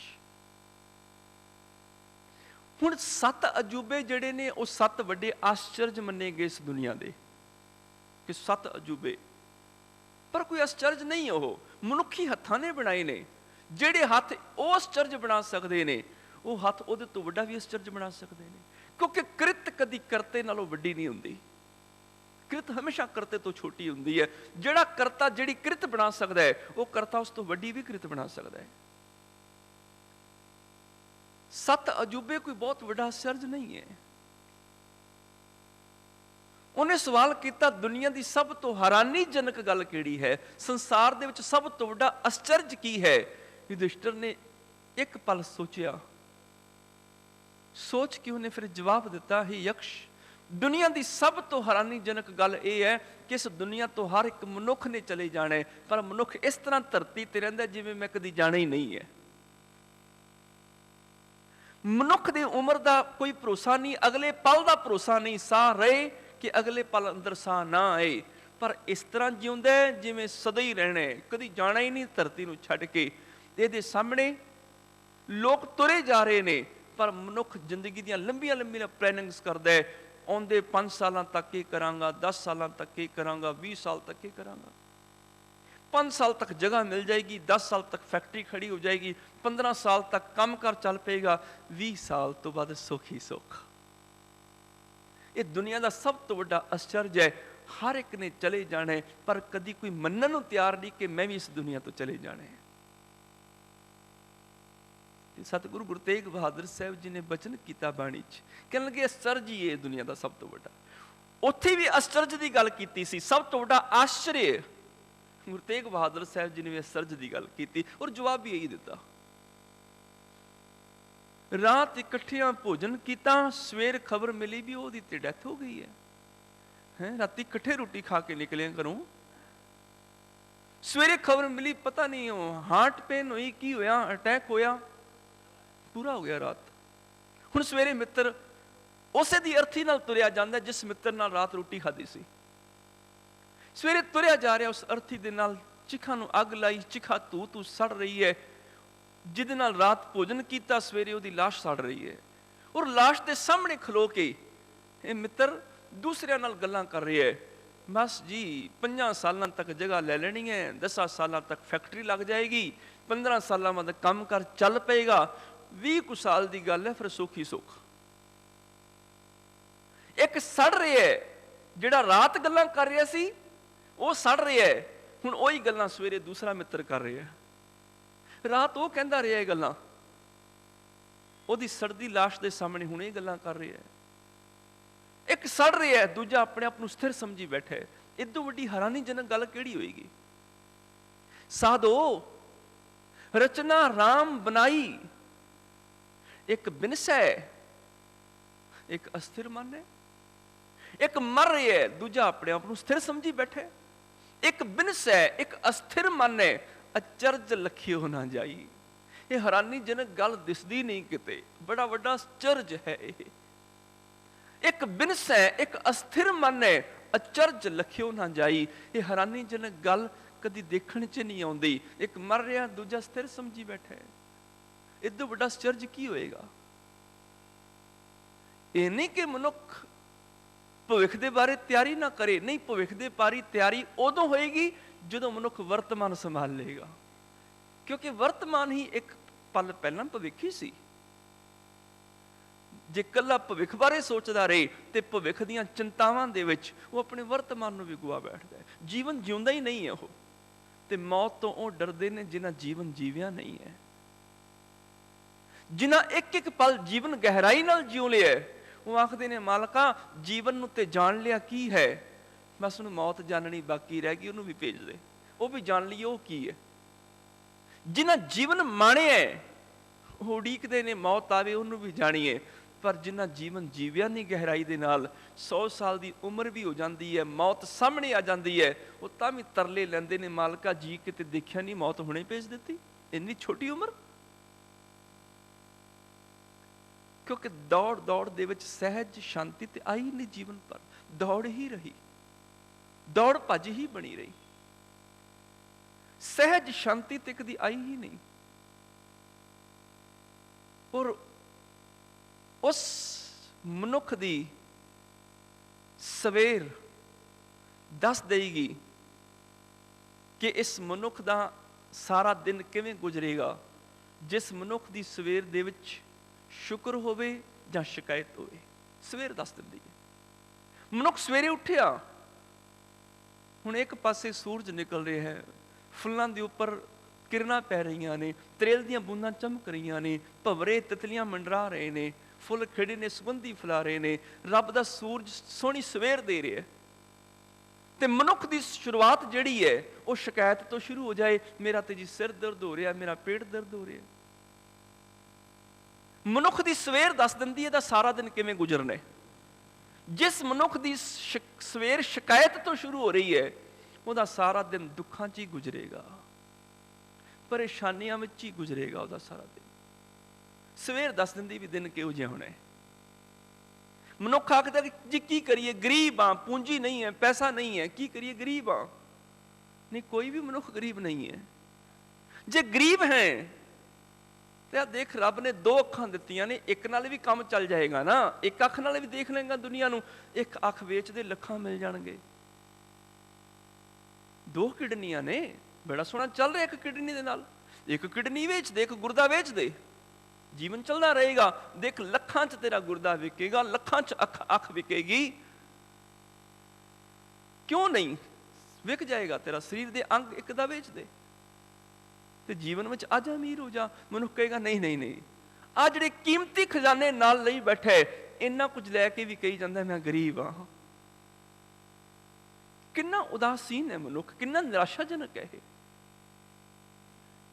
ਇਹਨਾਂ ਚੀਜ਼ਾਂ ਨੂੰ ਲੱਖਾਂ ਰੁਪਏ ਦੇ ਕੇ ਵੀ ਵੇਚਣਾ ਨਹੀਂ ਚਾਹੁੰਦਾ ਕਿ ਮੈਂ ਆਪਣੀ ਇੱਕ ਅੱਖ ਹੀ ਵੇਚ ਦਿਆਂ, ਇੱਕ ਅੱਖ ਨਾਲ ਦੁਨੀਆ ਦਿਸਦੀ ਹੈ ਮੈਨੂੰ, ਲੱਖਾਂ ਮਿਲ ਜਾਣਗੇ, ਗਰੀਬੀ ਕੱਟੀ ਜਾਏਗੀ। ਨਹੀਂ, ਇਹਨੂੰ ਪਤਾ ਹੈ ਮੇਰੀ ਗਰੀਬੀ ਦੇ ਨਾਲੋਂ ਮੇਰੀ ਅੱਖ ਜ਼ਿਆਦਾ ਕੀਮਤੀ ਹੈ। ਗਰੀਬੀ ਦਾ ਉਹਨਾਂ ਦੁੱਖ ਨਹੀਂ ਜਿੰਨਾ ਅੱਖ ਜਾਣ ਦਾ ਦੁੱਖ ਹੋਏਗਾ। ਮਨੁੱਖ ਦੇ ਕੋਲ ਹੈ ਤੇ ਸਭ ਕੁਝ, ਪਰ ਦੇਖ ਨਹੀਂ ਰਿਹਾ। ਔਰ ਜਿਹਦੇ ਕੋਲ ਅੱਖਾਂ ਨੇ, ਉਹ ਘੱਟੋ ਘੱਟ ਉਹੀ ਅੱਖਾਂ ਖੋਲ ਕੇ ਦੇਖ ਲਏ, ਅੱਖਾਂ 'ਚ ਸਮਰੱਥਾ ਇੰਨੀ ਪੈਦਾ ਹੋ ਜਾਏ, ਉਹ ਦੇਖ ਸਕੇ ਕਿ ਸੁੱਖ ਮਾਇਆ ਦੇ ਨਾਲ ਨਹੀਂ ਮਿਲਦਾ। ਕਦੀ ਦੇਖੋ ਪੰਛੀਆਂ ਨੂੰ, ਦੇਖੋ, ਉਹਨਾਂ ਕੋਲ ਕੋਈ ਬੈਂਕ ਬੈਲੈਂਸ ਨਹੀਂ ਹੈ, ਉਹਨਾਂ ਕੋਲ ਮਾਇਆ ਨਹੀਂ ਹੈ। ਪੰਛੀ ਖਿੜੇ ਹੋਏ ਨੇ, ਚਹਿਕ ਰਹੇ ਨੇ, ਗੀਤ ਗਾ ਰਹੇ ਨੇ, ਫੁੱਲ ਖਿੜੇ ਨੇ, ਫੁੱਲ ਝੂਮ ਰਹੇ ਨੇ, ਫੁੱਲ ਪ੍ਰਸੰਨ ਹੋ ਰਹੇ ਨੇ ਬਿਨਾਂ ਕਾਰਨ ਤੋਂ। ਉਹਨਾਂ ਕੋਲ ਕੋਈ ਘਰ ਨਹੀਂ, ਕੋਈ ਮਾਇਆ ਨਹੀਂ, ਕੋਈ ਕੱਪੜੇ ਨਹੀਂ। ਦਰਖਤ ਝੂਮ ਰਹੇ ਨੇ, ਪੱਤੇ ਖਿਲ ਰਹੇ ਨੇ, ਸੂਰਜ ਤਾਰੇ ਚਮਕ ਰਹੇ ਨੇ, ਪੇੜ ਪੌਦੇ ਚਮਕ ਰਹੇ ਨੇ, ਪਸ਼ੂ ਪੰਛੀ ਖਿੜੇ ਹੋਏ ਨੇ, ਫੁੱਲ ਖਿੜੇ ਨੇ, ਪੱਤੇ ਖਿੜੇ ਨੇ, ਝੂਮ ਰਹੇ ਨੇ, ਦਰਖਤ ਝੂਮ ਰਹੇ ਨੇ। ਔਰ ਬਿਨਾਂ ਕਿਸੇ ਕਾਰਨ ਤੋਂ ਉਹਨਾਂ ਕੋਲ ਦੌਲਤ ਨਹੀਂ, ਉਹਨਾਂ ਕੋਲ ਬੈਂਕ ਬੈਲੈਂਸ ਨਹੀਂ, ਔਰ ਉਹ ਸੱਚਮੁੱਚ ਅਮੀਰ ਨੇ। ਤੇ ਜਿਹਦੇ ਕੋਲ ਸਾਰਾ ਕੁਝ ਹੈ ਉਹ ਦੁਖੀ ਹੋਈ ਜਾਂਦਾ ਹੈ, ਉਹ ਰੋਈ ਜਾਂਦਾ ਹੈ। ਸਾਡੇ ਕੋਲ ਅੱਖਾਂ ਨਹੀਂ, ਔਰ ਕੋਈ ਵੀ ਰੁੱਖ, ਕੋਈ ਵੀ ਫੁੱਲ, ਕੋਈ ਵੀ ਪੱਤਾ ਪ੍ਰਧਾਨ ਮੰਤਰੀ ਨਹੀਂ ਬਣਨਾ ਚਾਹੁੰਦਾ, ਰਾਸ਼ਟਰਪਤੀ ਦੀ ਦੌੜ 'ਚ ਨਹੀਂ ਲੱਗਿਆ ਹੋਇਆ। ਇਸੇ ਕਰਕੇ ਸ਼ਾਂਤ ਹੈ, ਸਹਿਜ ਹੈ, ਦੌੜ ਨਹੀਂ ਹੈ ਨਾ ਤੇ ਉਹਨਾਂ ਪਸ਼ੂ ਪੰਛੀਆਂ ਨੂੰ ਮਾਇਆ ਦੀ ਦੌੜ ਹੈ, ਨਾ ਉਹਨਾਂ ਪੇੜ ਪੌਦਿਆਂ ਫੁੱਲਾਂ ਨੂੰ, ਉਹਨਾਂ ਪੱਤਿਆਂ ਨੂੰ ਜ਼ਮੀਨ ਦੀ ਦੌੜ ਹੈ, ਨਾ ਕੁਰਸੀ ਦੀ ਦੌੜ ਹੈ, ਨਾ ਉਹਨਾਂ ਨੇ ਕੋਈ ਕੌਂਸਲਰ ਬਣਨਾ ਹੈ, ਨਾ ਉਹਨਾਂ ਨੇ MLA ਬਣਨਾ ਹੈ, ਨਾ MP ਬਣਨਾ ਹੈ। ਦੌੜ ਨਹੀਂ ਹੈ, ਇਸ ਕਰਕੇ ਸ਼ਾਂਤ ਹੈ, ਖੁਸ਼ ਨੇ। ਪਰ ਮਨੁੱਖ ਦੇ ਜੀਵਨ ਵਿੱਚ ਦੌੜ ਹੈ, ਇਸੇ ਕਰਕੇ ਅਸ਼ਾਂਤ ਹੈ। ਦੌੜ ਨਾ ਹੋਵੇ, ਲੋੜਾਂ ਤੇ ਪੂਰੀਆਂ ਹੋ ਰਹੀਆਂ ਨੇ, ਪਰ ਜਦੋਂ ਵਰਤਮਾਨ ਵਿੱਚ ਜਿਉਣਾ ਛੱਡ ਕੇ ਭਵਿੱਖ ਦੀਆਂ ਚਿੰਤਾਵਾਂ ਵਿੱਚ ਦੌੜਨਾ ਸ਼ੁਰੂ ਕਰ ਦਿੰਦਾ ਹੈ, ਉਦੋਂ ਦੁਖੀ ਹੋ ਜਾਂਦਾ ਹੈ। ਕਿਸੇ ਬਾਦਸ਼ਾਹ ਦੀ ਸੇਵਾ ਕਰਨ ਆਉਂਦਾ ਸੀ ਇੱਕ ਨਾਈ, ਉਹਨੇ ਰੋਜ਼ ਮਾਲਿਸ਼ ਕਰਨੀ, ਬਾਦਸ਼ਾਹ ਦੀ ਸੇਵਾ ਕਰਨੀ ਤੇ ਬੜਾ ਪ੍ਰਸੰਨ ਹੋਣਾ, ਹਾਸੇ ਦੀਆਂ ਸਾਰਾ ਦਿਨ ਗੱਲਾਂ ਕਰੀ ਜਾਣੀਆਂ, ਬਾਦਸ਼ਾਹ ਨੂੰ ਲਤੀਫੇ ਸੁਣਾਣੇ, ਆਪ ਵੀ ਖੁਸ਼, ਬਾਦਸ਼ਾਹ ਨੂੰ ਵੀ ਖੁਸ਼ ਕਰਨਾ। ਬਾਦਸ਼ਾਹ ਬੜਾ ਹੈਰਾਨ, ਉਹਨੇ 1 ਰੁਪਇਆ ਰੋਜ਼ ਦਾ ਉਹਨੂੰ ਦੇਣਾ। ਪੁਰਾਣੇ ਜ਼ਮਾਨੇ ਦੀ ਗੱਲ ਸੀ। 1 ਰੁਪਏ ਦੇ ਵਿੱਚ ਉਹਨੇ ਘਰ ਦਾ ਰਾਸ਼ਨ ਵੀ ਲੈਣਾ, ਖਾ ਪੀ ਵੀ ਲੈਣਾ, ਥੋੜੇ ਪੈਸੇ ਬਚ ਜਾਣੇ, 4 ਮਿੱਤਰਾਂ ਨੂੰ ਇਕੱਠੇ ਕਰਕੇ ਪਾਰਟੀ ਵੀ ਕਰ ਲੈਣੀ। ਬੜੀ ਸੋਹਣੀ ਆਈ ਚਲਾਈ ਚੱਲ ਰਹੀ ਸੀ। ਰੋਜ਼ 1 ਰੁਪਇਆ ਮਿਲ ਜਾਣਾ, ਉਹਦਾ ਜੀਵਨ ਚੱਲੀ ਜਾਣਾ, ਸੁਖੀ ਸੀ ਔਰ ਹਮੇਸ਼ਾ ਖੁਸ਼, ਪ੍ਰਸੰਨ। ਤੇ ਕਦੀ ਕਦੀ ਬਾਦਸ਼ਾਹ ਨੇ ਉਹਦੇ ਵੱਲ ਦੇਖ ਕੇ ਬੜਾ ਪਰੇਸ਼ਾਨ ਹੋ ਜਾਣਾ ਕਿ ਬੜਾ ਖੁਸ਼ ਹੈ, ਈਰਖਾ ਕਰਨੀ ਉਹਨੇ। ਸਿਰਫ 1 ਰੁਪਇਆ ਰੋਜ਼ ਲੈਂਦਾ ਔਰ ਇੰਨਾ ਖੁਸ਼ ਹੈ, ਮੈਂ ਹੀਰੇ ਮੋਤੀਆਂ, ਸੋਨੇ ਚਾਂਦੀ, ਖਜ਼ਾਨਿਆਂ ਦਾ ਮਾਲਿਕ। ਇੰਨੀਆਂ ਪਰੇਸ਼ਾਨੀਆਂ, ਇੰਨੀਆਂ ਚਿੰਤਾਵਾਂ, ਨਾ ਰਾਤ ਨੀਂਦ ਆਉਂਦੀ ਹੈ, ਨਾ ਦਿਨੇ ਚੈਨ ਆਉਂਦਾ ਹੈ। ਕੋਈ ਨਾ ਕੋਈ ਮੁਸੀਬਤ ਆਈ ਜਾਂਦੀ ਹੈ, ਕੋਈ ਨਾ ਕੋਈ ਚਿੰਤਾ ਆਈ ਜਾਂਦੀ ਹੈ। ਔਰ ਇੰਨਾ ਪ੍ਰਸੰਨ ਹੈ, ਲੱਗਦਾ ਮੈਂ ਬਾਦਸ਼ਾਹ ਹੋ ਕੇ ਫਸ ਗਿਆ, ਇਹਦੇ ਨਾਲੋਂ ਚੰਗਾ ਮੈਂ ਨਾਈ ਹੁੰਦਾ ਤੇ ਠੀਕ ਰਹਿੰਦਾ। ਖੁਸ਼ ਤੇ ਹੁੰਦਾ ਨਾ, ਬੜਾ ਪ੍ਰਸੰਨ ਹੈ। ਉਹਨੇ ਇੱਕ ਦਿਨ ਆਪਣੇ ਵਜ਼ੀਰ ਨੂੰ ਦੱਸਿਆ ਵੀ ਇਸ ਤਰ੍ਹਾਂ 1 ਰੁਪਇਆ ਰੋਜ਼ ਤਨਖਾਹ ਲੈਂਦਾ ਹੈ ਔਰ ਬੜਾ ਖੁਸ਼ ਹੈ, ਮੈਂ ਖਜ਼ਾਨਿਆਂ ਦਾ ਮਾਲਕ ਹਾਂ, ਮੈਨੂੰ ਰਾਤਾਂ ਨੂੰ ਨੀਂਦ ਨਹੀਂ ਆਉਂਦੀ। ਇਹਦੇ ਵੱਲ ਦੇਖ ਕੇ ਮੈਨੂੰ ਈਰਖਾ ਹੁੰਦੀ ਹੈ ਕਿ ਮੈਂ ਬਾਦਸ਼ਾਹ ਬਣ ਕੇ ਐਵੇਂ ਫਸ ਗਿਆ, ਬਹੁਤੀਆਂ ਜ਼ਿੰਮੇਵਾਰੀਆਂ 'ਚ ਹੀ ਫਸ ਗਿਆ। ਨਾਈ ਹੁੰਦਾ ਤੇ ਨਾ ਫਸਦਾ। ਵਜ਼ੀਰ ਆਖਦਾ, ਸਿਆਣਾ ਸੀ ਵਜ਼ੀਰ, ਕਹਿਣ ਲੱਗਾ ਘਬਰਾਓ ਨਾ, ਮੈਂ ਹੁਣੇ ਨੂੰ ਠੀਕ ਕਰਦਾ ਵਾਂ। ਬਾਦਸ਼ਾਹ ਆਖਦੇ ਉਹਨੂੰ ਕਹੀਂ ਕੁਛ ਨਾ, ਕਹਿਣ ਲੱਗਾ ਕਹੂੰਗਾ ਕੁਛ ਨਹੀਂ, ਪਰ ਉਹਨੂੰ ਠੀਕ ਕਰ ਦਿਆਂਗਾ, ਚਿੰਤਾ ਨਾ ਕਰੋ। ਉਹਦੀ ਖੁਸ਼ੀ ਮੈਂ 10 ਦਿਨਾਂ 'ਚ ਖੋਹ ਲਵਾਂਗਾ। ਬਾਦਸ਼ਾਹ ਬੜਾ ਹੈਰਾਨ ਹੋਇਆ, ਸਮਝ ਤੇ ਲੱਗੀ ਨਹੀਂ। ਪਰ ਵਜ਼ੀਰ ਨੇ ਕੀ ਕੀਤਾ, ਇੱਕ ਥੈਲੀ ਵਿੱਚ 99 ਰੁਪਏ ਪਾਏ, ਪੋਟਲੀ ਬੰਨ੍ਹ ਕੇ ਫਕੀਰ ਦੇ ਘਰ ਦੇ ਵਿਹੜੇ 'ਚ ਸੁੱਟ ਦਿੱਤੀ। ਅਗਲੀ ਸਵੇਰ ਉਹ ਨਾਈ ਉੱਠਿਆ, ਉੱਠ ਕੇ ਉਹਨੇ ਦੇਖਿਆ ਪੋਟਲੀ ਮਾਇਆ ਦੀ, ਖੋਲ ਕੇ ਰੁਪਏ ਗਿਣੇ 99 ਰੁਪਏ। ਖੁਸ਼ ਤੇ ਬੜਾ ਹੋਇਆ, 99 ਰੁਪਏ ਐਵੇਂ ਹੀ ਮਿਲ ਗਏ ਬਿਨਾਂ ਕਾਰਨ ਦੇ ਹੀ। ਪਰ 99 ਨੇ, 1 ਰੁਪਇਆ ਹੋਰ ਹੁੰਦਾ ਨਾ 100 ਪੂਰੇ ਹੋਣੇ ਸਨ। ਬਸ ਹੁਣ 100 ਦੀ ਚਿੰਤਾ ਸ਼ੁਰੂ ਹੋ ਗਈ ਵੀ 1 ਰੁਪਇਆ ਕਿਤੇ ਹੋਰ ਬਣ ਜਾਏ। ਅੱਜ ਪਾਰਟੀ ਨਹੀਂ ਕਰਾਂਗਾ ਮਿੱਤਰਾਂ ਨਾਲ, 2-3 ਪੈਸੇ ਬਚਾ ਲਵਾਂਗਾ। ਕੱਲ ਇੱਕ ਟਾਈਮ ਖਾਣਾ ਨਹੀਂ ਖਾਵਾਂਗਾ, 2-3 ਪੈਸੇ ਹੋਰ ਬਚ ਜਾਣਗੇ। ਪਰਸੋਂ ਕੱਪੜਾ ਨਹੀਂ ਲੈ ਕੇ ਆਵਾਂਗਾ, 2-3 ਪੈਸੇ ਹੋਰ ਬਚ ਜਾਣਗੇ। ਕਰਦਿਆਂ ਕਰਦਿਆਂ ਇਹਨੇ ਸੋਚਣਾ ਸ਼ੁਰੂ ਕਰ ਦਿੱਤਾ, ਕਿਵੇਂ ਪੈਸੇ ਬਚਾਵਾਂ, ਕਿਵੇਂ 2 ਪੈਸੇ ਬਚ ਜਾਣ, 1 ਰੁਪਇਆ ਹੋ ਜਾਏ, 100 ਪੂਰੇ ਹੋ ਜਾਣਗੇ। ਬਸ ਪਹਿਲੇ ਦਿਨ ਪਾਰਟੀ ਨਹੀਂ ਕੀਤੀ, ਉਹ ਪ੍ਰਸੰਨਤਾ ਖਤਮ ਹੋ ਗਈ। ਦੂਜੇ ਦਿਨ ਭੋਜਨ ਨਹੀਂ ਖਾਧਾ, ਉਹ ਵੈਸੇ ਉਦਾਸ ਹੋ ਗਿਆ। ਤੀਜੇ ਦਿਨ ਕੋਈ ਲੋੜ ਦੀ ਚੀਜ਼ ਖਰੀਦ ਕੇ ਨਾ ਲਿਆਂਦੀ। ਪਾਣੀ ਤੇ ਵਗਦਾ ਹੀ ਚੰਗਾ ਲੱਗਦਾ ਹੈ, ਸਾਫ ਸੁਥਰਾ ਰਹਿੰਦਾ ਹੈ। ਜਦੋਂ ਕੋਈ ਪਾਣੀ ਨੂੰ ਰੋਕ ਲੈਂਦਾ ਹੈ ਨਾ, ਉਦੋਂ ਫਿਰ ਛੱਪੜ ਬਣ ਜਾਂਦਾ ਹੈ, ਬਦਬੂ ਮਾਰਨ ਲੱਗ ਜਾਂਦਾ ਹੈ। ਮਾਇਆ ਪਾਣੀ ਹੈ, ਆ ਰਹੀ ਹੈ, ਇਹਨੂੰ ਵਗਣ ਦਿਓ, ਖਰਚਦੇ ਰਹੋ। ਇਹ ਪਾਣੀ ਸਾਫ ਸੁਥਰਾ ਰਹੇਗਾ। ਜਦੋਂ ਕੋਈ ਮਾਇਆ ਦੇ ਪਾਣੀ ਨੂੰ ਰੋਕ ਲੈਂਦਾ ਹੈ, ਫਿਰ ਉਹ ਛੱਪੜ ਬਣ ਕੇ ਜੀਵਨ ਵਿੱਚ ਬਦਬੂ ਪੈਦਾ ਕਰ ਦਿੰਦੀ ਹੈ। ਹੁਣ 2-3 ਦਿਨ ਦੇ ਵਿੱਚ ਹੀ ਦੁਖੀ ਹੋ ਗਿਆ, ਚਿੰਤਾ ਦੇ ਵਿੱਚ ਫਸ ਗਿਆ। ਕੀ ਕਰਾਂ, ਕਿਵੇਂ 1 ਰੁਪਇਆ ਪੂਰਾ ਹੋਵੇ। ਕਰਦਿਆਂ ਕਰਦਿਆਂ 4-5 ਦਿਨ ਇੰਨਾ ਕੁ ਪਰੇਸ਼ਾਨ। ਹੁਣ ਬਾਦਸ਼ਾਹ ਦੇਖਦਾ ਵੀ ਸੇਵਾ ਤੇ ਰੋਜ਼ ਕਰਨ ਆਉਂਦਾ ਹੈ, ਪਰ ਚਿਹਰੇ ਤੇ ਖੁਸ਼ੀ ਨਹੀਂ, ਜਿਵੇਂ ਡੂੰਘੀ ਸੋਚ ਚ ਗਵਾਚਿਆ ਹੁੰਦਾ, ਇਸ ਤਰ੍ਹਾਂ ਲੱਗਦਾ ਹੈ। ਪੁੱਛ ਵੀ ਲਿਆ ਬਾਦਸ਼ਾਹ ਨੇ ਕਦੀ ਵਾਰ, ਕੀ ਸਭ ਠੀਕ ਠਾਕ ਹੈ? ਹਾਂ ਜੀ ਜਨਾਬ, ਸਭ ਠੀਕ ਠਾਕ ਹੈ। ਜਿਵੇਂ ਅਸੀਂ ਵੀ ਫਾਰਮੈਲਿਟੀ ਕਹੀ ਦਿੰਦੇ ਹਾਂ ਜੀ, ਚੜ੍ਹਦੀ ਕਲਾ। ਜਦੋਂ ਕੋਈ ਕਹੇ ਨਾ ਚੜ੍ਹਦੀ ਕਲਾ, ਉਹਦੇ ਨਾਲ 10 ਮਿੰਟ ਬਹਿ ਕੇ ਦੇਖ ਲਓ, 10 ਮਿੰਟਾਂ 'ਚ ਉਹਦੀ ਚੜ੍ਹਦੀ ਕਲਾ ਬਾਹਰ ਆ ਜਾਂਦੀ ਵੀ ਕਿੰਨੀ ਕੁ ਹੈ। ਜਿਉਂ ਰੋਣ ਧੋਣ ਬਹਿ ਜਾਂਦਾ ਜੀ, ਮੈਂ ਮਾਰਿਆ ਗਿਆ, ਲੁੱਟਿਆ ਗਿਆ, ਕੱਖ ਨਹੀਂ ਰਿਹਾ, ਆਹ ਹੋ ਗਿਆ, ਹੋ ਗਿਆ। ਸਿਰਫ ਜ਼ਬਾਨੀ ਅਸੀਂ ਕਹਿੰਦੇ ਹਾਂ ਵਾਹਿਗੁਰੂ ਜੀ ਕਾ ਖਾਲਸਾ, ਵਾਹਿਗੁਰੂ ਜੀ ਕੀ ਫਤਿਹ, ਪਰ 99% ਲੋਕਾਂ ਦੇ ਜੀਵਨ ਵਿੱਚ ਫਤਿਹ ਨਹੀਂ ਹੈ, ਢਹਿੰਦੀਆਂ ਹੀ ਕਲਾ ਨੇ। ਇੱਕ ਵਾਰੀ ਅਸੀਂ ਫਾਰਮੈਲਿਟੀ ਕਹਿੰਦੇ ਹਾਂ ਜੀ, ਸਭ ਚੜ੍ਹਦੀ ਕਲਾ, ਬਹੁਤ ਠੀਕ ਹੈ ਜੀ, ਪਰ 10 ਮਿੰਟ ਕੋਲ ਖਲੋ ਕੇ ਗੱਲਾਂ ਕਰਨੀਆਂ ਸ਼ੁਰੂ ਕਰ ਦਿਓ, 10 ਮਿੰਟਾਂ 'ਚ ਪਤਾ ਲੱਗ ਜਾਂਦਾ ਵੀ ਬੰਦਾ ਬੜਾ ਹੀ ਦੁਖੀ ਹੈ। ਤਾਂ ਹੁਣ ਉਹਨੇ ਵੀ ਫਾਰਮੈਲਿਟੀ 'ਚ ਕਹਿ ਦਿੱਤਾ, ਬਾਦਸ਼ਾਹ ਸਲਾਮਤ, ਠੀਕ ਹੈ, ਸਭ ਠੀਕ ਹੈ, ਪਰ ਉਹ ਖੁਸ਼ੀ ਨਹੀਂ ਸੀ ਕਹਿਣ ਦੇ ਵਿੱਚ। 5 ਦਿਨ ਹੋਰ ਲੰਘ ਗਏ, ਹੋਰ ਦੁਖੀ ਪਰੇਸ਼ਾਨ। 1 ਰੁਪਇਆ ਜੋੜ ਲਿਆ ਉਹਨੇ, 100 ਪੂਰੇ ਹੋ ਗਏ। ਫਿਰ ਉਹਦੇ ਮਨ ਵਿੱਚ ਇੱਕ ਵਿਚਾਰ ਆਈ, ਜੇ 1 ਰੁਪਇਆ ਜੋੜ ਕੇ 100 ਹੋ ਸਕਦੇ ਨੇ, ਇਹਦਾ ਮਤਲਬ ਮੈਂ ਜੋੜ ਸਕਦਾ ਵਾਂ, 1 ਰੁਪਇਆ ਹੋਰ ਜੋੜ ਲਵਾਂ। ਉਸ ਤੋਂ ਬਾਅਦ 1 ਫਿਰ ਹੋਰ ਜੋੜ ਲਵਾਂ, 100 ਨੇ 200 ਪੂਰੇ ਕਰ ਲਵਾਂ। ਸਾਲ ਲੱਗ ਜਾਏਗਾ ਨਾ, ਕੋਈ ਗੱਲ ਨਹੀਂ, 200 ਹੋ ਜਾਣਗੇ, 2 ਸਾਲ ਲੱਗ ਜਾਣਗੇ। ਬਸ ਉੱਥੋਂ ਦੌੜ ਸ਼ੁਰੂ ਹੋ ਗਈ। 15 ਦਿਨਾਂ 'ਚ ਇੰਨਾ ਦੁਖੀ ਹੋ ਗਿਆ, ਪਰੇਸ਼ਾਨ ਹੋ ਗਿਆ। ਆਖਰ ਬਾਦਸ਼ਾਹ ਨੇ ਪੁੱਛ ਹੀ ਲਿਆ ਉਸ ਨਾਈ ਨੂੰ, ਕਹਿਣ ਲੱਗਾ, ਇੱਕ ਗੱਲ ਦੱਸ, 15 ਦਿਨ ਪਹਿਲਾਂ ਬੜਾ ਖੁਸ਼ ਸੀ, ਪ੍ਰਸੰਨ ਸੀ, 15 ਦਿਨਾਂ 'ਚ ਇੰਨਾ ਦੁਖੀ ਹੋ ਗਿਆ, ਚਿੰਤਾਤੁਰ ਹੋ ਗਿਆ। ਮੇਰੇ ਵਜ਼ੀਰ ਨੇ ਤੈਨੂੰ ਕੁਛ ਕਿਹਾ ਤੇ ਨਹੀਂ? ਮੇਰੇ ਵਜ਼ੀਰ ਨੇ ਕੁਛ ਕੀਤਾ ਤੇ ਨਹੀਂ ਤੇਰੇ ਨਾਲ? ਉਸੇ ਪਲ ਨਾਈ ਸਮਝ ਗਿਆ, ਉਹ ਬਾਦਸ਼ਾਹ ਸਲਾਮਤ।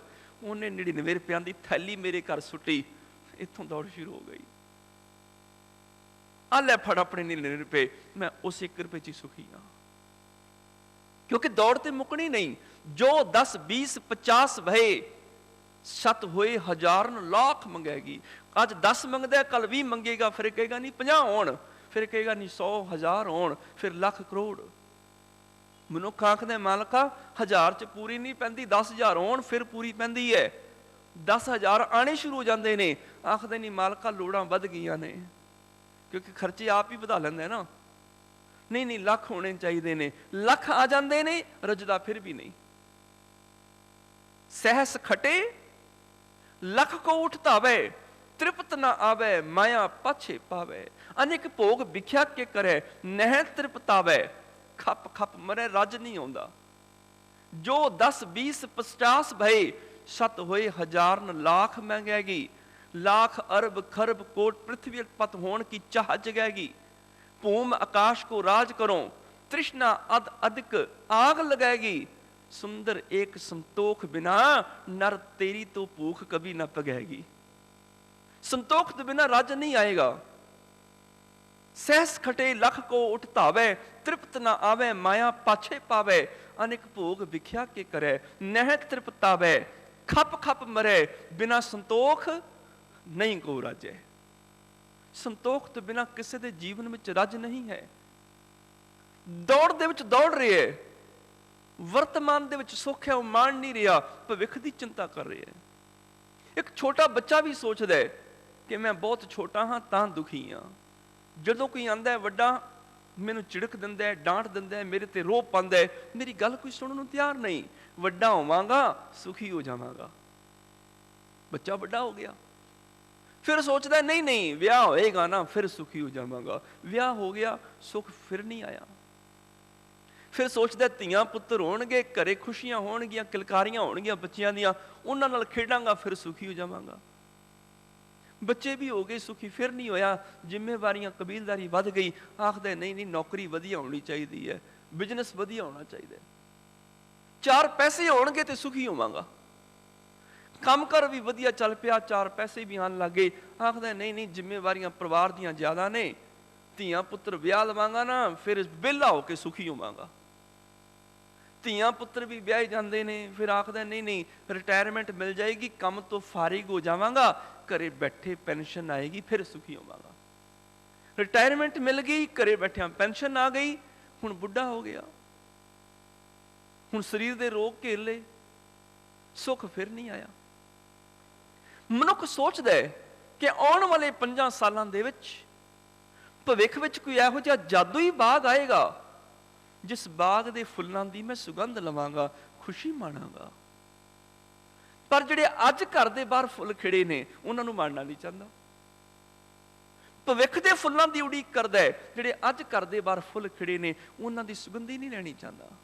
वर्तमान विच जीउणा नहीं चाहता, भविख विच सुख दी चिंता करदा है, सुख दी आस करदा है। सोचदा इस कुर्सी ते बैठांगा तां सुखी होवांगा। फुੱਲ किसे कुर्सी ते नहीं बैठा, पत्ता किसी प्रधानमंत्री की दौड़ च नहीं दौड़ रहा, दरखत कोई बैंक बैलेंस लैके नहीं बैठा, वो वर्तमान में झूम रहे ने, खुशी दे विच आनंद लै रहे ने। मनुख कोल अखां होण देखण दे लई, अखां च देखण दी समर्था होवे, वो देख लवे पूरी कायनात बिना बैंक बैलेंस तो, बिना कुर्सी तो झूम रही है, खुशी मान रही है, आनंद लै रही है। मना मैं क्यों नहीं इस पल विच आनंद लै सकदा, मैं क्यों नहीं झूम सकदा। वो बिना दौड़ तो सुखी ने। असल विच दौड़ दे विच अशांति होएगी, तनाव होएगा। दौड़ दे विच ते साह चढ़ जाता है, दौड़ दे विच ते धड़कन तेज हो जाती है, दौड़ दे विच ते मनुख पसीनो पसीन हो जाता है। हाँ सहज चाहिए, उन्होंने दौड़ छड़ के बैठना पएगा। जिद्दन बैठ जाएगा उस दिन सहज शांति च आ जाएगा।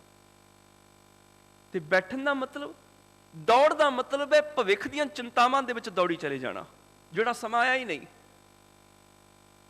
ते शांति नाल बैठन का भाव वर्तमान दे विच जीवना, इस पल दे विच जीवना। मालका जो कुछ अज है मैं उहदा शुकराना अदा करदा हाँ, मैं इस पल नूं सवार लवां, क्योंकि एक पल पहलां यही भविख सी। भविख ने ते कदी आउणा नहीं, इस पल नूं सवार लवांगा, समझ लो भविख भी समर गया, भूतकाल भी समर गया, जदों इस पल नूं जीव लवांगा।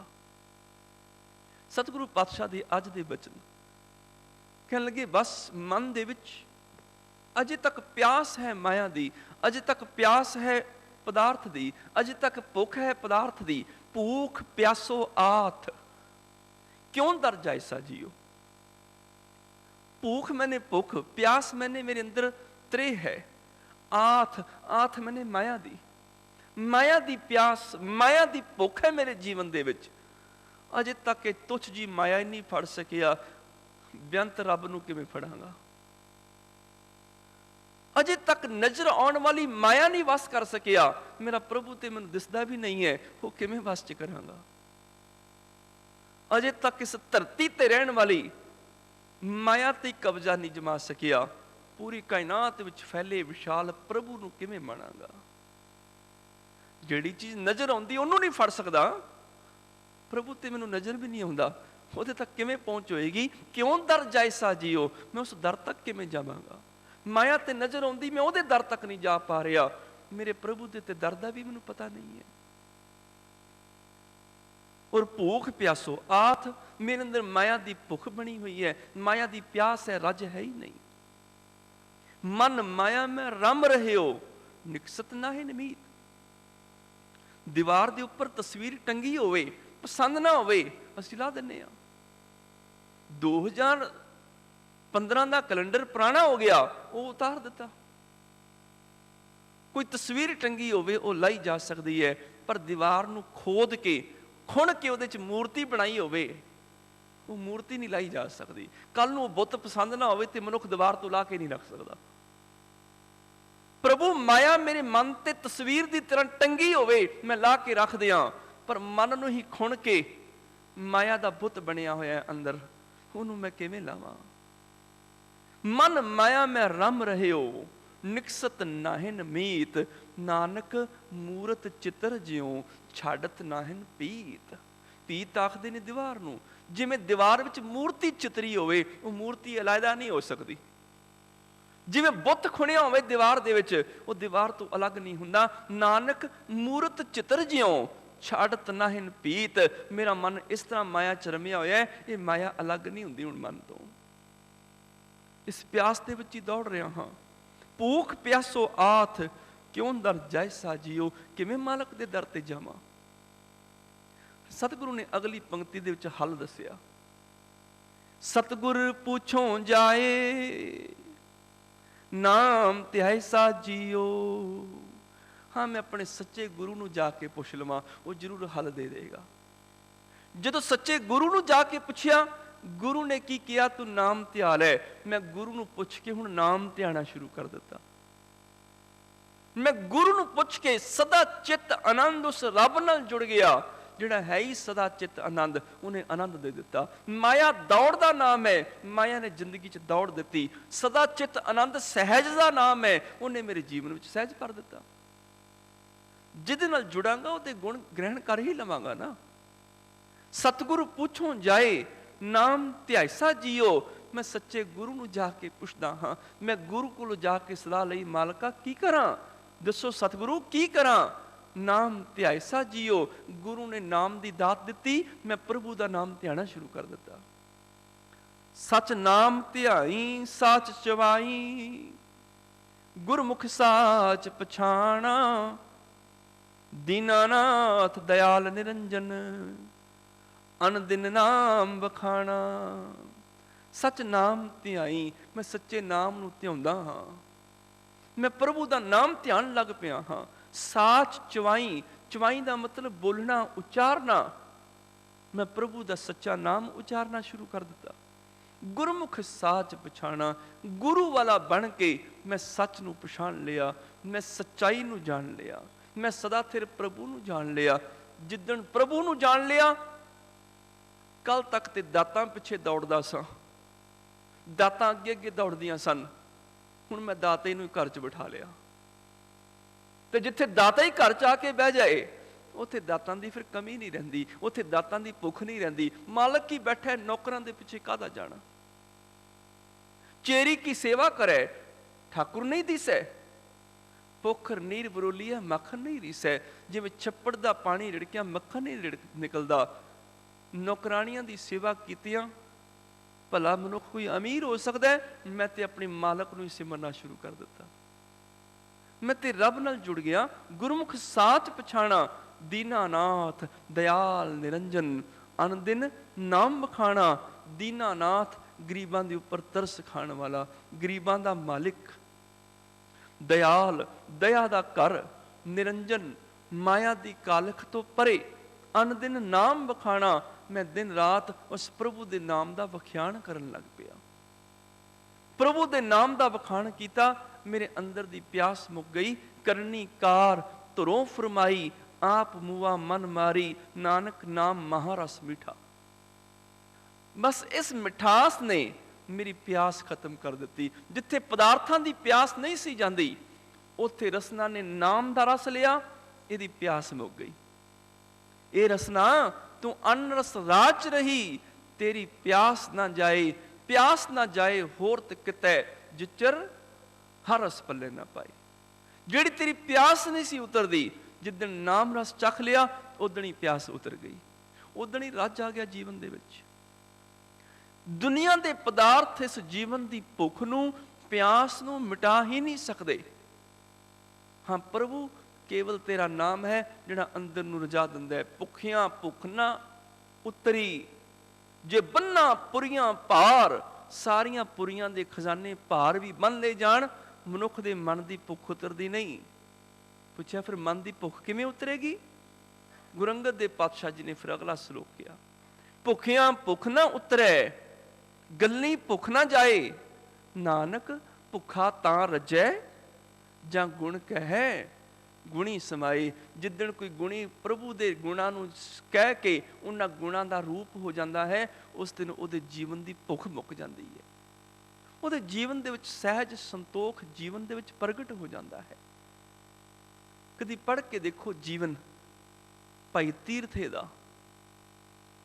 ਭਾਈ ਤੀਰਥਾ ਸਖੀ ਸਰਵਰੀਆਂ ਦਾ ਪ੍ਰਚਾਰਕ ਸੀ ਚੋਟੀ ਦਾ, ਤੇ ਜਿਸ ਦਿਨ ਆਇਆ ਸੀ ਨਾ ਪੰਚਮ ਗੁਰਦੇਵ ਦੇ ਚਰਨਾਂ ਵਿੱਚ, ਇਹਨੇ ਗੁਰੂ ਨਾਨਕ ਸਾਹਿਬ ਦੀ ਬਾਣੀ ਸੁਣੀ ਸੀ। ਬੜਾ ਹੈਰਾਨ ਹੋਇਆ ਵੀ ਅੱਜ ਤੱਕ ਮੈਂ ਦੁਨੀਆ 'ਚ ਕੱਚੀ ਪ੍ਰਚਾਰਦਾ ਰਿਹਾ, ਸੱਚ ਤੇ ਗੁਰੂ ਨਾਨਕ ਦੇ ਘਰ ਵਿੱਚ ਹੈ। ਅੱਜ ਤੱਕ ਜਗਤ ਦੇ ਵਿੱਚ ਮੈਂ ਝੂਠ ਹੀ ਸੁਣਾਉਂਦਾ ਰਿਹਾ, ਸੱਚ ਤੇ ਗੁਰੂ ਨਾਨਕ ਦੇ ਘਰ ਦੀ ਮਲਕੀਅਤ ਹੈ। ਕਿਉਂ ਨਾ ਮੈਂ ਵੀ ਇਸ ਸੱਚ ਨੂੰ ਵਿਹਾਜ ਲਵਾਂ, ਕੱਚ ਨੂੰ ਛੱਡ ਕੇ ਹੀਰਿਆਂ ਨਾਲ ਜੁੜ ਜਾਵਾਂ।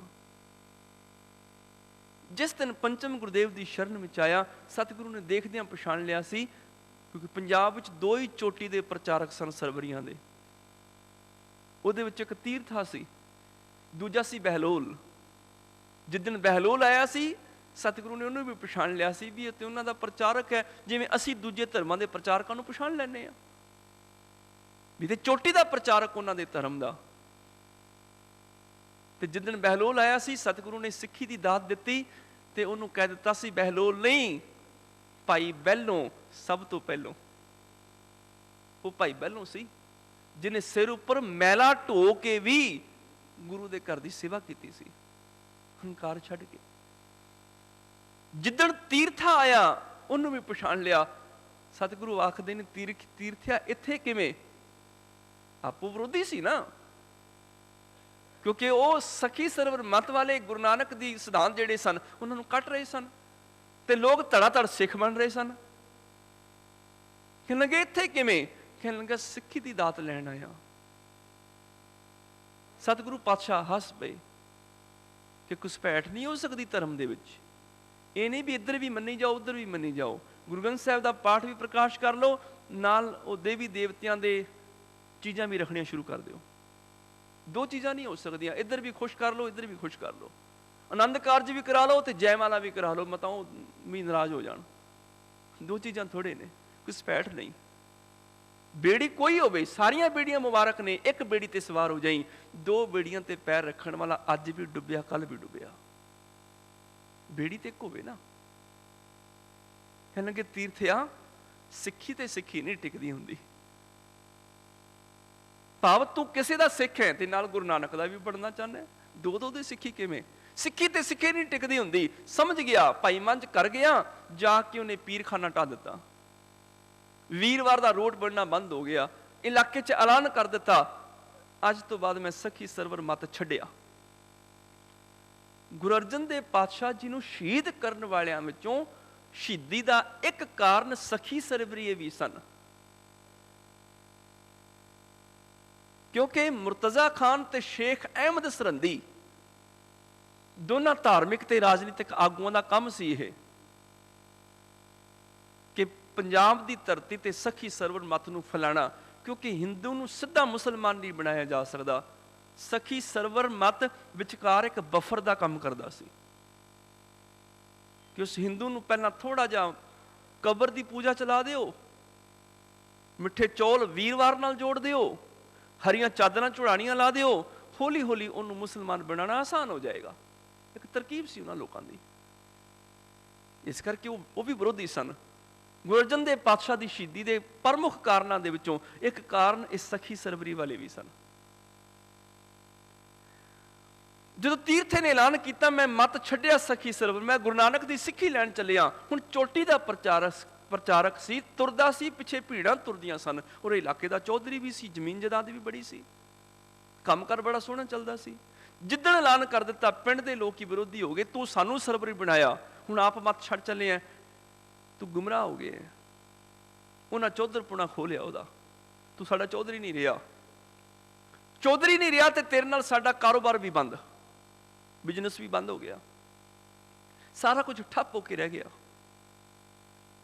ਭਾਈ ਤੀਰਥਾ ਸਤਿਗੁਰੂ ਪਾਤਸ਼ਾਹ ਦੇ ਚਰਨਾਂ ਵਿੱਚ ਆਇਆ। ਇਹ ਸੀ ਮੰਜਕੀ ਦਾ ਰਹਿਣ ਵਾਲਾ, ਜਿੱਥੋਂ ਫਿਰ ਸਿੱਖਾਂ 'ਚ ਇਹਦਾ ਨਾਮ ਪ੍ਰਚਲਿਤ ਹੋ ਗਿਆ ਸੀ ਭਾਈ ਮੰਝ।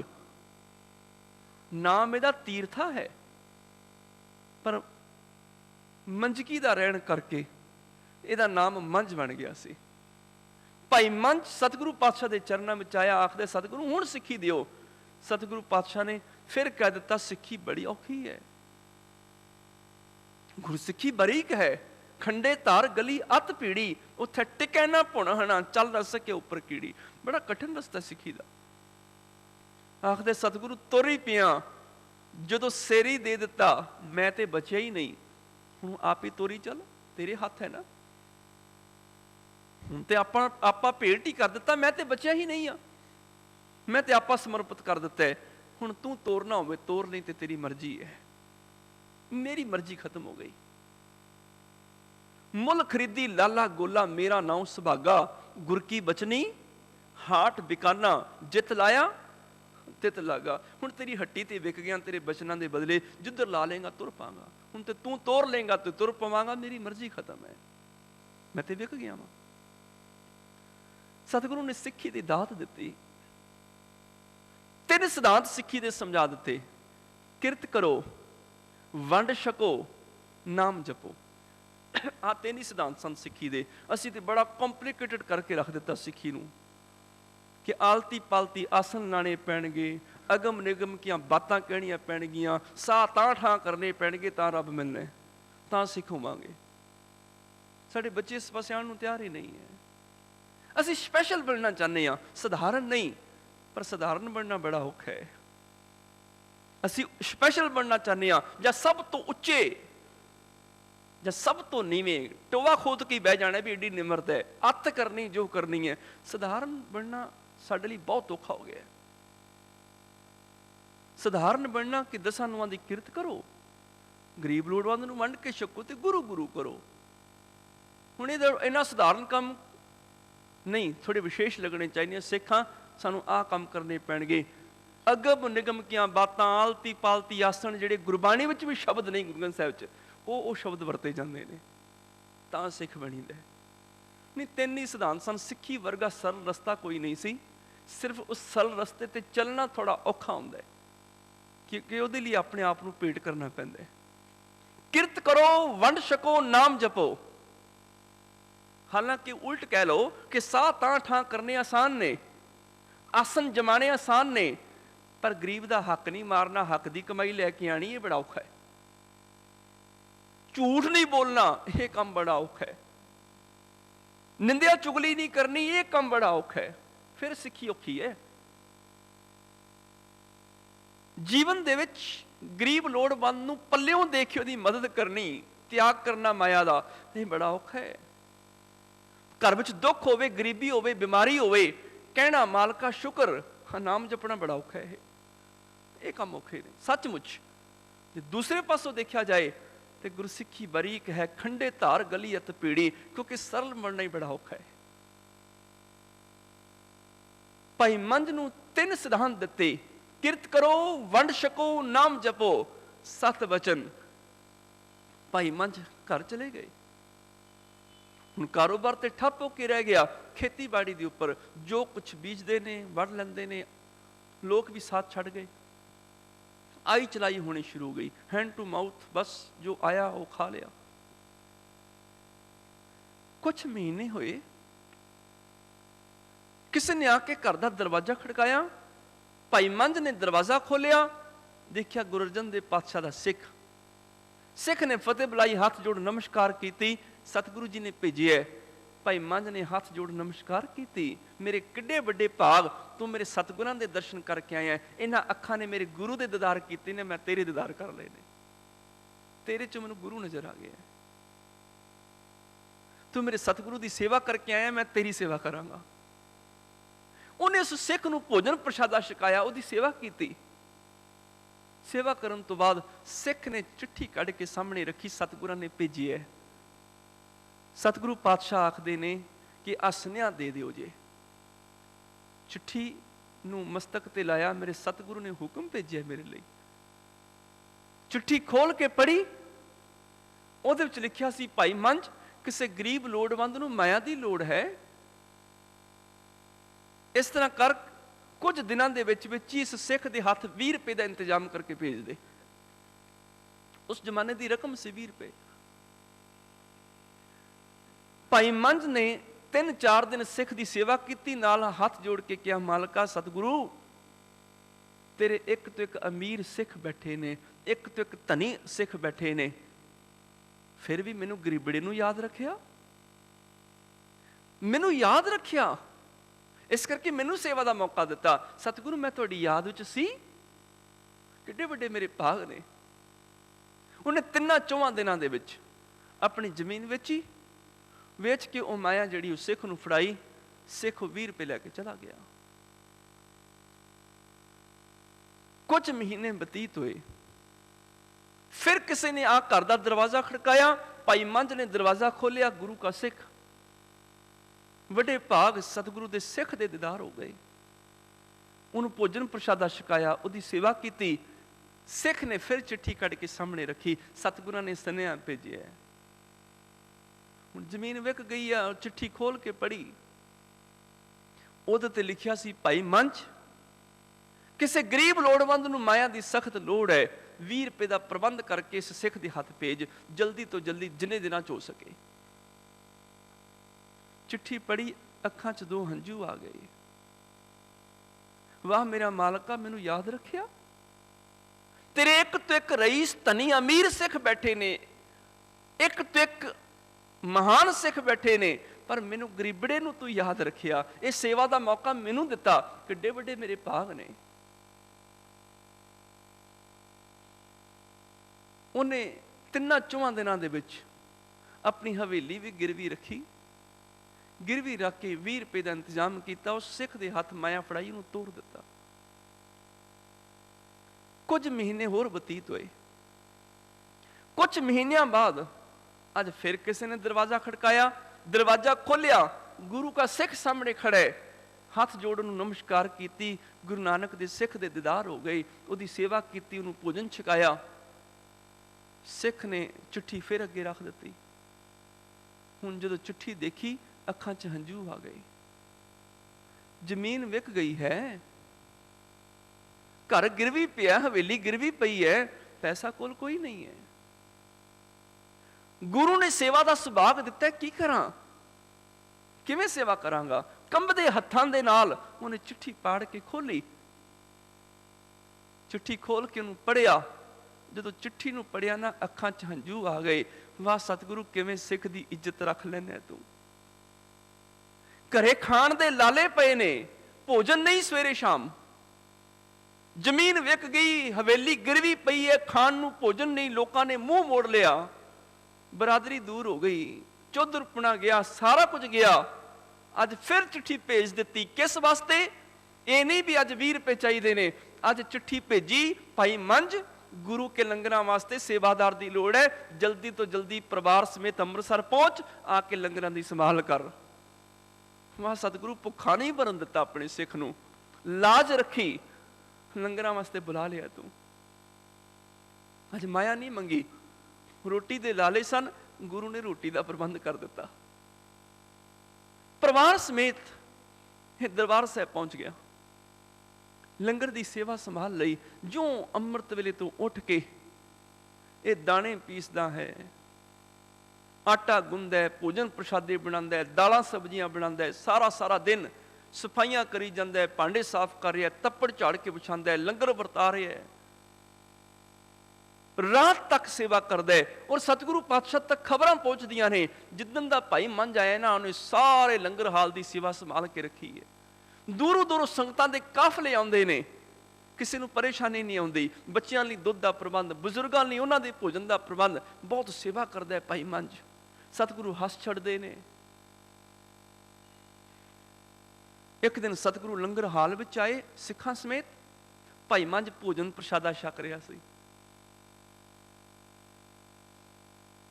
ਜਦੋਂ ਸਤਿਗੁਰੂ ਪਾਤਸ਼ਾਹ ਲੰਗਰ ਹਾਲ ਵਿੱਚ ਆਏ, ਸੇਵਾਦਾਰ ਦੌੜੇ ਗਏ, ਨਮਸਕਾਰ ਕੀਤੀ। ਸੇਵਾਦਾਰਾਂ ਨੇ ਕਹਿਣਾ ਸ਼ੁਰੂ ਕਰ ਦਿੱਤਾ, ਸਤਿਗੁਰੂ ਭਾਈ ਮੰਝ ਬਹੁਤ ਸੇਵਾ ਕਰਦਾ ਹੈ, ਜਿਉਂ ਅੰਮ੍ਰਿਤ ਤੋਂ ਲੈ ਕੇ ਰਾਤ ਤੱਕ ਸੇਵਾ ਕਰੀ ਜਾਂਦਾ ਹੈ, ਕਰੀ ਜਾਂਦਾ ਹੈ। ਸਤਿਗੁਰੂ ਨੇ ਭਾਈ ਮੰਝ ਨੂੰ ਸੁਣਾ ਕੇ ਕਿਹਾ, ਕੋਲ ਹੀ ਬੈਠਾ ਸੀ, ਲੰਗਰ ਛਕ ਰਿਹਾ ਸੀ। ਸਤਿਗੁਰੂ ਸਿੱਖਾਂ ਨੂੰ ਆਖਦੇ ਨੇ, ਲੰਗਰ ਕਿੱਥੋਂ ਛਕਦਾ ਹੈ? ਸਿੱਖ ਕਹਿਣ ਲੱਗੇ, ਸਤਿਗੁਰੂ ਇੱਥੋਂ ਹੀ ਛਕਦਾ ਹੈ ਲੰਗਰ। ਸਤਿਗੁਰੂ ਕਹਿਣ ਲੱਗੇ, ਫਿਰ ਸੇਵਾ ਕਾਹਦੀ ਹੋਈ? ਮਜ਼ਦੂਰੀ ਹੋਈ ਨਾ। ਇੱਥੇ ਮਜ਼ਦੂਰੀ ਕਰਦਾ, ਇੱਥੇ ਰੋਟੀ ਖਾ ਛੱਡਦਾ। ਫਿਰ ਤੇ ਨੌਕਰੀ ਹੋਈ, ਇਹਨੂੰ ਸੇਵਾ ਨਾ ਕਹੋ। ਇੱਥੇ ਕੰਮ ਕਰਨਾ ਹੈ, ਇੱਥੇ ਹੀ ਰੋਟੀ ਖਾ ਛੱਡਦਾ। ਫਿਰ ਇਹਨੂੰ ਸੇਵਾ ਨਾ ਕਹੋ, ਮਜ਼ਦੂਰੀ ਕਰ ਰਿਹਾ। ਇਹ ਕੋਈ ਸੇਵਾ ਨਹੀਂ ਇਹਦੀ। ਭਾਈ ਮੰਝ ਨੇ ਉੱਥੇ ਹੀ ਪ੍ਰਸ਼ਾਦਾ ਛੱਡਿਆ, ਹੱਥ ਜੋੜੇ, ਅੱਖਾਂ 'ਚ ਹੰਝੂ ਆ ਗਏ। ਵਾਹ ਸਤਿਗੁਰੂ, ਇੱਕ ਸੁਗੜ ਮਾਨ ਦੀ ਤਰ੍ਹਾਂ ਕਿੱਡੇ ਸੋਹਣੇ ਪੂਰਨੇ ਪਾਨੇ ਕਿ ਸਿੱਖ ਕਿਰਤੀ ਹੋਣਾ ਚਾਹੀਦਾ ਹੈ। ਸਿੱਖ ਨੂੰ ਕਿਰਤ ਕਰਨੀ ਸਿਖਾਉਂਦਾ, ਸਿੱਖ ਕਿਰਤੀ ਹੋਣਾ ਚਾਹੀਦਾ ਹੈ। ਬਸ ਉਸ ਦਿਨ ਤੋਂ ਬਾਅਦ ਦਿਨੇ ਸਾਰਾ ਦਿਨ ਸੇਵਾ ਕਰਦਾ ਹੈ, ਰਾਤਾਂ ਨੂੰ ਕਦੀ ਰੱਸੇ ਵੱਟਦਾ ਹੈ, ਕਦੀ ਇਹਦੀ ਘਰ ਦੀ ਲੋਕਾਂ ਦੇ ਦਾਣੇ ਪੀਸਦੀ ਹੈ, ਕਦੀ ਇਹ ਲੋਕਾਂ ਦੇ ਘਰਾਂ ਦੇ ਕੰਮ ਜਾ ਕੇ ਕਰਦਾ ਹੈ। ਰਾਤਾਂ ਨੂੰ ਰੱਸੇ ਵੱਟਦਾ ਹੈ ਔਰ ਦਿਨੇ ਦੀ ਘਰ ਵਾਲੀ ਜਿਹੜੀ ਹੈ ਉਹ ਲੋਕਾਂ ਦੀਆਂ ਚੱਕੀਆਂ ਚਲਾਉਂਦੀ ਹੈ। ਜੋ 4 ਪੈਸੇ ਟਕਾ ਮਿਲਦਾ ਹੈ ਉਹਦੇ ਨਾਲ ਇਹ ਘਰ ਦਾ ਗੁਜ਼ਾਰਾ ਚਲਾਉਣ ਲੱਗ ਗਏ। ਦਿਨੇ ਸਾਰਾ ਦਿਨ ਭਾਈ ਮੰਝ ਸੇਵਾ ਕਰੀ ਜਾਂਦਾ ਹੈ। ਹੁਣ ਇਹ ਵੀ ਖਬਰਾਂ ਪਹੁੰਚ ਗਈਆਂ। ਭਾਈ ਮੰਝ ਇੱਕ ਦਿਨ ਵੱਡੇ ਸਾਰੇ ਦੇਗਚੇ ਨੂੰ ਸਾਫ਼ ਕਰ ਰਿਹਾ ਸੀ। ਦੇਗਚੇ ਦੇ ਸਬਜ਼ੀਆਂ ਦੀ ਹਲਦੀ ਤੇ ਦੇਗਚੇ ਦੀ ਕਾਲਖ ਕੱਪੜਿਆਂ ਦੇ ਉੱਪਰ ਲੱਗੀ ਹੋਈ ਸੀ। ਸਾਰੇ ਬਸਤਰ ਜਿਹੜੇ ਨੇ ਹਲਦੀ ਤੇ ਕਾਲਖ ਨਾਲ ਭਰੇ ਹੋਏ ਸਨ ਔਰ ਵੱਡਾ ਸਾਰਾ ਦੇਗਚਾ ਸਾਫ਼ ਕਰ ਰਿਹਾ ਸੀ। ਸਤਿਗੁਰੂ ਪਾਤਸ਼ਾਹ ਸਿੱਖਾਂ ਸਮੇਤ ਲੰਗਰ ਹਾਲ ਵਿੱਚ ਆਏ। ਇਹਨੇ ਸਤਿਗੁਰੂ ਨੂੰ ਦੇਖਿਆ, ਉੱਥੇ ਦੇਗਚਾ ਛੱਡ ਕੇ ਹੱਥ ਜੋੜ ਨਮਸਕਾਰ ਕੀਤੀ। ਸਤਿਗੁਰੂ ਦੇਖ ਕੇ ਹੱਸ ਪਏ। ਇਹ ਉਹੀ ਤੀਰਥ ਹੈ ਨਾ ਜਿਹੜਾ ਸੱਖੀ ਸਰਵਰੀਆਂ ਦਾ ਚੋਟੀ ਦਾ ਪ੍ਰਚਾਰਕ ਸੀ। ਤੁਰਦਾ ਸੀ, ਪਿੱਛੇ ਭੀੜਾਂ ਤੁਰਦੀਆਂ ਹੁੰਦੀਆਂ ਸਨ। ਇਲਾਕੇ ਦਾ ਚੌਧਰੀ ਸੀ। ਬਸਤਰ ਹਲਦੀ ਨਾਲ ਕਾਲਖ ਨਾਲ ਲਿਬੜੇ ਹੋਏ ਨੇ, ਦੇਗਚੇ ਸਾਫ਼ ਕਰ ਰਹੇ ਹੈ। ਇਹ ਉਹੀ ਤੀਰਥ ਹੈ। ਸਤਿਗੁਰੂ ਹੱਸ ਪਏ, ਕਹਿਣ ਲੱਗੇ, ਉਹ ਤੀਰਥ ਆ ਕੀ ਖਟਿਆਈ ਸਿੱਖ ਬਣ ਕੇ? ਕੁਛ ਮਿਲਿਆ ਸਿੱਖੀ ਚੋਂ ਤੈਨੂੰ? ਜਾਂ ਚਲਾ ਜਾ ਵਾਪਸ ਆਪਣੇ ਮੱਤ ਦੇ ਵਿੱਚ। ਬੜੀ ਐਸ਼ ਸੀ ਉਹਦੇ ਵਿੱਚ, ਬੜੀ ਤੇਰੀ ਪੂਜਾ ਮੰਨਤਾ ਸੀ। ਲੋਕ ਚੌਧਰੀ ਸਾਹਿਬ ਕਹਿ ਕੇ ਬੁਲਾਉਂਦੇ ਸਨ, ਪਿੱਛੇ ਭੀੜਾਂ ਤੁਰਦੀਆਂ ਸਨ। ਕੀ ਖਟਿਆਈ ਸਿੱਖ ਬਣ ਕੇ? ਸੁਣਿਆ ਤੇਰੀ ਤੇ ਜ਼ਮੀਨ ਵੀ ਵਿਕ ਗਈ ਹੈ। ਕੋਈ ਲਾਭ ਤੇ ਨਹੀਂ ਹੋਇਆ ਸਿੱਖ ਬਣਨ ਦਾ, ਨੁਕਸਾਨ ਹੀ ਹੋਇਆ ਨਾ। ਅਸੀਂ ਤੇ ਵੀ ਸੁਣਿਆ ਤੇਰੀ ਤੇ ਹਵੇਲੀ ਵੀ ਗਿਰਵੀ ਪਈ ਹੋਈ ਹੈ। ਚੌਧਰਪੁਣਾ ਵੀ ਤੇਰਾ ਖੁੱਸ ਗਿਆ, ਕੰਮ ਕਰ ਵੀ ਠੱਪ ਹੋ ਗਿਆ, ਗਰੀਬੀ ਆ ਗਈ, ਮਾਣ ਸਤਕਾਰ ਵੀ ਇਲਾਕੇ ਚੋਂ ਗਿਆ। ਕੀ ਖਟਿਆਈ ਸਿੱਖ ਬਣ ਕੇ? ਛੱਡ ਪਰਾਂ ਸਿੱਖੀ ਨੂੰ, ਵਾਪਸ ਆਪਣੇ ਮੱਤ ਚਲਾ ਜਾ। ਲਹਿਰਾਂ ਬਹਿਰਾਂ ਹੋ ਜਾਣਗੀਆਂ, ਤੇਰੀ ਜ਼ਮੀਨ ਵਾਪਸ ਮਿਲ ਜਾਏਗੀ, ਚੌਧਰਪੁਣਾ ਮਿਲ ਜਾਏਗਾ, 4 ਪੈਸੇ ਆ ਜਾਣਗੇ, ਤੇਰਾ ਕਾਰੋਬਾਰ ਮੁੜ ਚੱਲ ਪਏਗਾ। ਭਾਈ ਮੰਝ ਨੇ ਹੱਥ ਜੋੜ ਕੇ ਇੱਕ ਗੱਲ ਕਹੀ ਸੀ, ਸਤਿਗੁਰੂ ਨਾਸ਼ਵਨ ਧਨ ਗਿਆ, ਅਬਨਾਸ਼ੀ ਧਨ ਮਿਲ ਗਿਆ। ਇਸ ਧਨ ਦੀ ਕੀਮਤ ਹੀ ਨਹੀਂ ਲੱਗ ਸਕਦੀ। ਸੱਚਮੁੱਚ ਜਿਹੜੇ ਨਾਮ ਦਾ ਵਪਾਰ ਕਰਦੇ ਨੇ, ਨਾਮ ਤੇ ਅਮੁੱਲਕ ਹੈ ਹੀ, ਉਹ ਵਪਾਰੀ ਵੀ ਅਮੁੱਲਕ ਹੋ ਜਾਂਦੇ ਨੇ। ਅਮੁੱਲ ਗੁਣ, ਅਮੁੱਲ ਵਪਾਰ, ਅਮੁੱਲ ਵਪਾਰੀਏ, ਅਮੁੱਲ ਭੰਡਾਰ। ਉਹ ਸੱਚਮੁੱਚ ਅਮੀਰ ਹੋ ਜਾਂਦੇ ਨੇ। ਉਹ ਪੱਥਰਾਂ ਨੂੰ ਛੱਡ ਦਿੰਦੇ ਨੇ, ਹੀਰੇ ਇਕੱਠੇ ਕਰ ਲੈਂਦੇ ਨੇ। ਕਿਨਹੀ ਬਨਜਿਆ ਕਾਂਸੀ ਤਾਂਬਾ, ਕਿਨਹੀ ਲੌਂਗ ਸੁਪਾਰੀ, ਸੰਤੋਂ ਬਨਜਿਆ ਨਾਮ ਗੋਬਿੰਦ ਕਾ, ਐਸੀ ਖੇਪ ਹਮਾਰੀ, ਹਰ ਕੇ ਨਾਮ ਕੇ व्यापारी, ਹੀਰਾ ਹਾਥ ਚੜਿਆ ਨਿਰਮੋਲਕ, ਛੂਟ ਗਈ ਸੰਸਾਰੀ। ਉਹਨਾਂ ਨੂੰ ਸੰਸਾਰ ਛੱਡਣਾ ਨਹੀਂ ਪੈਂਦਾ, ਛੁੱਟ ਜਾਂਦੇ ਨੇ। ਪੱਥਰ ਛੱਡਣੇ ਨਹੀਂ ਪੈਂਦੇ, ਹੀਰੇ ਹੱਥ ਆ ਜਾਣ, ਪੱਥਰ ਵੈਸੇ ਹੀ ਛੁੱਟ ਜਾਂਦੇ ਨੇ। ਸਤਿਗੁਰੂ ਨਾਸ਼ਵਨ ਧਨ ਚਲਾ ਗਿਆ, ਅਬਨਾਸ਼ੀ ਧਨ ਮਿਲ ਗਿਆ, ਜਿਹਦੀ ਕੀਮਤ ਤਿੰਨੇ ਲੋਕ ਵੀ ਮਿਲ ਕੇ ਨਹੀਂ ਪਾ ਸਕਦੇ। साईं नाम अमोल, कीम ना कोई जान दो, एडा कीमती है। सतगुरु हस पे। कुछ दिन बतीत हुए, मियां बारिशां दा समय, भाई मंझ जंगल च गए, सुक्का बालन इकट्ठा करके लिया, सिर ते पंड रखी बालन दी, तेजी नाल दौड़े आ रहे ने, जाके लंगर पकाने। संगत आंदी होएगी ते तेज हनेरी चली, ऐसा पैर फिसलिया, खूह च जा डिगे। पानी थोड़ा सी ते खूह विच खड़ी होके सिर ते घाह दी पंड, लकड़ दी पंड चुकी रखी बालन दी, ते बालन दी पंड सिर ते चुकी, मता गिल्ली हो जाए ते गुरु गुरु जपन लग गई। किसी ने बाहर आवाज सुनी, कोई सिख डिगी है। सतगुरु नूं खबर दी। सतगुरु सिखां समेत दौड़े आए, आवाज दी, कौन गुरु का प्यारा? भाई मंझ आखदे, सतगुरु तुहाडा सेवक, लंगरां दा सेवादार। सिखां ने रस्सा लमकाया। सतगुरु आखदे ने, भाई मंझ तू रस्सा फड़, जल्दी बाहर आ। भाई मंझ आखदे ने, सतगुरु लंगरां वास्ते बालन चाहिदा, बालन नहीं है, लंगर पकाने, इस करके पहला बालन दी पंड बाहर कढ लो, सुक्की है। मेरा की घड़ी पानी च 2 मिनट वध खलो जावांगा, मैं बाद चो आ जावांगा। लकड़ां दी पंड बाहर कढ़ी, फिर भाई मंझ बाहर आए, सतगुरु दे चरनां च मत्था टेकण ही लगे।